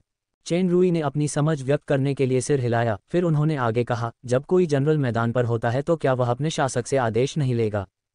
ठीक कहा। टेरदिला ने उंगली उठाई। जब तक तुम मेरा एक वार झेल सकते हो, तुम इन लोगों को भगा सकते हो। चिंता मत करो, मैं क्षेत्रीय शक्ति का इस्तेमाल नहीं करूंगी। हालांकि यह सिर्फ एक प्रहार था और यह कोई क्षेत्र नहीं था, फिर भी दानव अधिपति के मध्यवर्ती चरण की शक्ति मामूली नहीं थी। ये प्रहार जरूर बहुत बड़ा होगा। ठीक है। चेन रुई जानता था कि अगर उसने मना भी किया तो भी दूसरा पक्ष हमला कर देगा। एक पुरानी कहावत है कि बदला न लेना अशिष्टता है। मैं तुम्हारा वार झेल सकता हूं, लेकिन बाद में तुम भी मेरा वार झेलोगे। इसी तरह मैं भी अपनी जमीन का इस्तेमाल नहीं करूंगा। दिलचस्प आदमी, देखते हैं पहले मेरा वार झेल पाते हो या नहीं। टेरदिला कराह उठा। उसके आसपास की जमीन अचानक फट गई और उसकी सांसों में एक जबरदस्त ताकत उमड़ पड़ी। चेन रुई को लगा कि आसमान धुंधला हो गया है। फिर हवा के अनगिनत झोंके सुनाई दिए। आसपास का स्थान मानो फट गया हो। उस भयानक ताकत के बीच में एक मुट्ठी थी, टेरदिला की मुट्ठी। चेन रुई की शक्ति बढ़ाने वाले रॉयल स्टार ट्रांसफॉर्मेशन के बिना शायद वह इस मुक्के की दिशा ही न देख पाता। शायद ज्यादा सटीक तौर पर कहें तो अनगिनत मुक्कों की दिशा ही इस एक मुक्के में समा गई। चेन रुई को मुक्का लगने से पहले ही आसमान में हवा की गूंज ने उसके शरीर को घेर लिया था। पीछे हटने का कोई रास्ता नहीं था, इससे बचने का कोई रास्ता नहीं था। स्वूश! अंतरिक्ष को चीर देने वाली सीटी आखिरकार शांत हो गई। जमीन तबाह हो गई थी और पास की चट्टानी दीवार नाजुक लकड़ी जैसी लग रही थी। सतह एक परत से कट गई थी। अगर टेरदिला ने पहले से सुरक्षा व्यवस्था न की होती तो लोकी और बाकी बेहोश लोग इस तबाही में काल्डर के शरीर की तरह कब के मिट गए होते। धुआं और धूल छटने के बाद मैदान में मौजूद दोनों आकृतियां धीरे धीरे साफ दिखाई देने लगीं। वे पहले ही अलग हो चुकी थीं। टेरदिला के चेहरे पर अविश्वास के भाव थे। इस प्रतिद्वंद्वी ने सचमुच मेरी 80% शक्ति से मुक्का झेला और उसे कोई चोट नहीं लगी। सटीक रूप से कहें तो एक अजीब बल क्षेत्र ने उसके हमले को पीछे खींच लिया और मोड़ दिया। टेरदिला की नज़र चेन रुई के हल्के से चमकते हाथ पर टिकी थी। यह क्या गुप्त तकनीक है? चेन रुई ने कुछ नहीं बताया, लेकिन गहरी सांस ली। जो भी हो, मैंने तुम्हारा वार झेल लिया है। अब यह मेरा स्टार डायवर्जन का कौशल वाकई अतुलनीय रूप से रहस्यमय था। ये दानव अधिपति के चरम चरण में डार्क एलिमेंटल किंग के प्रहार को भी मोड़ सकता था। गॉड ईटिंग मास्क के राक्षसी मक्खियों के परिवर्तन के साथ इन्हें दो महान रक्षात्मक कौशल कहा जा सकता है। अब चेन रुई जो करना चाहता था वह था आक्रमण करना। टेरदिला की आंखें थोड़ी सिकुड़ गईं। ठीक है, मुझे देखने दो कि तुम इसे कहाँ तक कर सकते हो। जब चेन रुई ने 2 कदम आगे बढ़ाए तो एक काली लौ भिनभिनाहट के साथ जल उठी। टेरदिला ने अपनी भौहें ऊपर उठाईं और उसकी आंखें चमक उठीं, क्योंकि इस ज्वाला की सांस ने उसे बहुत परिचित महसूस कराया। असमोल शाही परिवार की अद्वितीय रक्त प्रतिभा निर्वाण। ये तो बीलजेबब राज परिवार का एगिल होना चाहिए। उसके पास निर्वाण की शक्ति कैसे हो सकती है? और निर्वाण का उपयोग केवल रूपांतरण के दौरान ही होता है, जब तक कि उसके पास कोई विशेष उत्परिवर्तित प्रतिभा न हो। अन्यथा एक सामान्य लस्ट राज परिवार का सदस्य निर्वाण की शक्ति का इस तरह उपयोग बिल्कुल नहीं कर सकता। टेरदिला सदमे में थी। निर्वाण की जानी पहचानी सांसें अचानक बदल गईं। वह हिंसा और उन्माद से भरी हुई थी। इस आवेशित शक्ति के प्रभाव में जमीन हल्की हल्की हिलने लगी। थोड़ी देर बाद ही हिंसक सांसें अपने चरम पर पहुंच चुकी थीं। एक विशाल घुमावदार लाल अजगर प्रकट हुआ और टेरदिला की ओर तेजी से बढ़ा। रास्ते में जमीन धंस गई और उसमें दरारें पड़ गईं। उसी के अनुरूप एक सांप के आकार की खाई तेजी से दिखाई देने लगी। रॉयल स्टार ट्रांसफॉर्मेशन का चिलचिलाती ड्रैगन मार्क। अपनी सबसे मजबूत अवस्था में सबसे शक्तिशाली मारक चाल। इस चाल की शक्ति स्टार एक्सप्लोजन से भी ज्यादा थी। टेरदिला के सामने एक सुनहरी आकृति अचानक प्रकट हुई। उसने झुलसते हुए ड्रैगन के सामने अपनी बाहें फैला दीं। दोनों के मिलते ही सुनहरी आकृति पहले से ही भयानक दबाव में थी और उसने एक गुर्राहट जैसी आवाज निकाली। टेरदिला ने गंभीर चेहरा दिखाया। जब उसने दोनों हाथों से हाथ का इशारा किया तो सुनहरी आकृति अचानक एक तेज रून प्रकाश से जगमगा उठी, लेकिन झुलसते हुए ड्रैगन के प्रभाव से उसका शरीर फिर भी अनायास ही पीछे हट गया। 20 मीटर, 50 मीटर, 100 मीटर। टेरदिला उस सुनहरी आकृति के साथ तेजी से पीछे हटी और एक और हाथ का इशारा किया। सुनहरी आकृति के शरीर के चारों ओर लाल रोशनी की एक और परत थी। ऐसा लग रहा था जैसे उसकी ताकत आसमान छू रही हो। उसके पीछे हटने की गति धीमी पड़ने लगी, लेकिन वह रुकी नहीं। कुछ ही दूरी पर एक पहाड़ था। वह सुनहरी आकृति झुलसते हुए ड्रैगन की शक्ति से पहाड़ की दीवार में धंस गई थी। कुछ जोरदार झटकों के बाद वह प्रचंड लाल रोशनी मंद पड़ गई और गायब हो गई। झुलसते ड्रैगन द्वारा भेदी गई चट्टानी दीवार में सुनहरी आकृति हमले का सामना करने के लिए आगे बढ़ने की मुद्रा में थी। वह यंत्रवत कदम दर कदम बाहर आए और टेरदिला के पास लौट आए। टेरदिला ने सुनहरी आकृति पर भयानक क्षति और विकृत भुजाएं देखीं और उसकी आंखों में एक भयावह भाव उभर आया। ये सबसे मजबूत स्वर्णपद युद्ध कठपुतली है। ये वास्तव में ऐसे ही नष्ट हो गया है। अभी अभी लगे प्रहार की शक्ति मेरी उम्मीदों से कहीं ज्यादा थी। ये दानव अधिपति के मध्यवर्ती चरण को रोकने के लिए काफी है। चाहे ये गुप्त कौशलों से हुआ हो या नहीं, इस अगुइले की असली युद्ध शक्ति कम से कम दानव अधिपति के प्रारंभिक चरण के बराबर तो है ही। खुफिया जानकारी के अनुसार यह निश्चित रूप से दानव सम्राट के स्तर का नहीं है। एक डिप्टी लीजन कमांडर के पास दानव अधिपति स्तर की युद्ध शक्ति होती है। लॉर्ड्स के युद्ध के बाद प्रतिद्वंद्वी के सामने आत्मसमर्पण करने वाले क्रोबेलिस की भी शक्ति दानव अधिपति स्तर की है। साथ ही नीलामी में गुप्त रूप से आगे बढ़ने वाले शक्तिशाली दानव अधिपति के पास भी, डार्क मून के पास संभवतः दानव अधिपति की 3 शक्तिशाली शक्तियां हैं। डार्क शैडो साम्राज्य की तो बात ही छोड़िए, यहाँ तक कि सबसे शक्तिशाली खूनी साम्राज्य के पास भी इतनी शक्तिशाली संपत्ति नहीं है। टेरदिला की नज़र दूसरी तरफ घूम गई। उसने भौहें सिकोड़ लीं। रहस्यमय, अगुइल और शुरू में बेहोश लोकी, साथ ही बाकी लोग भी चले गए थे, लेकिन दूर से सोनिक बूम जैसी एक धीमी आवाज आ रही थी। इतनी तेजी, मुझे डर है कि इस गति से इसे पकड़ना मुश्किल होगा। टेरदिला को पता नहीं था कि इतनी तेज रफ्तार ज्यादा देर तक नहीं टिक सकती, लेकिन उसका पीछा करने का कोई इरादा नहीं था। उसने बस एक इशारा किया और सुनहरी कठपुतली उसके हाथ में एक छोटे से हथेली के आकार के सुनहरे आदमी में बदल गई। एक ठंडी खर्राटों के साथ उसका शरीर टिमटिमाया और गायब हो गया। वह शीर्ष पर पहुंच रहा था, लेकिन यह अभी भी पूरी तरह से उसकी अपनी ताकत नहीं थी, बल्कि सुपर सिस्टम था।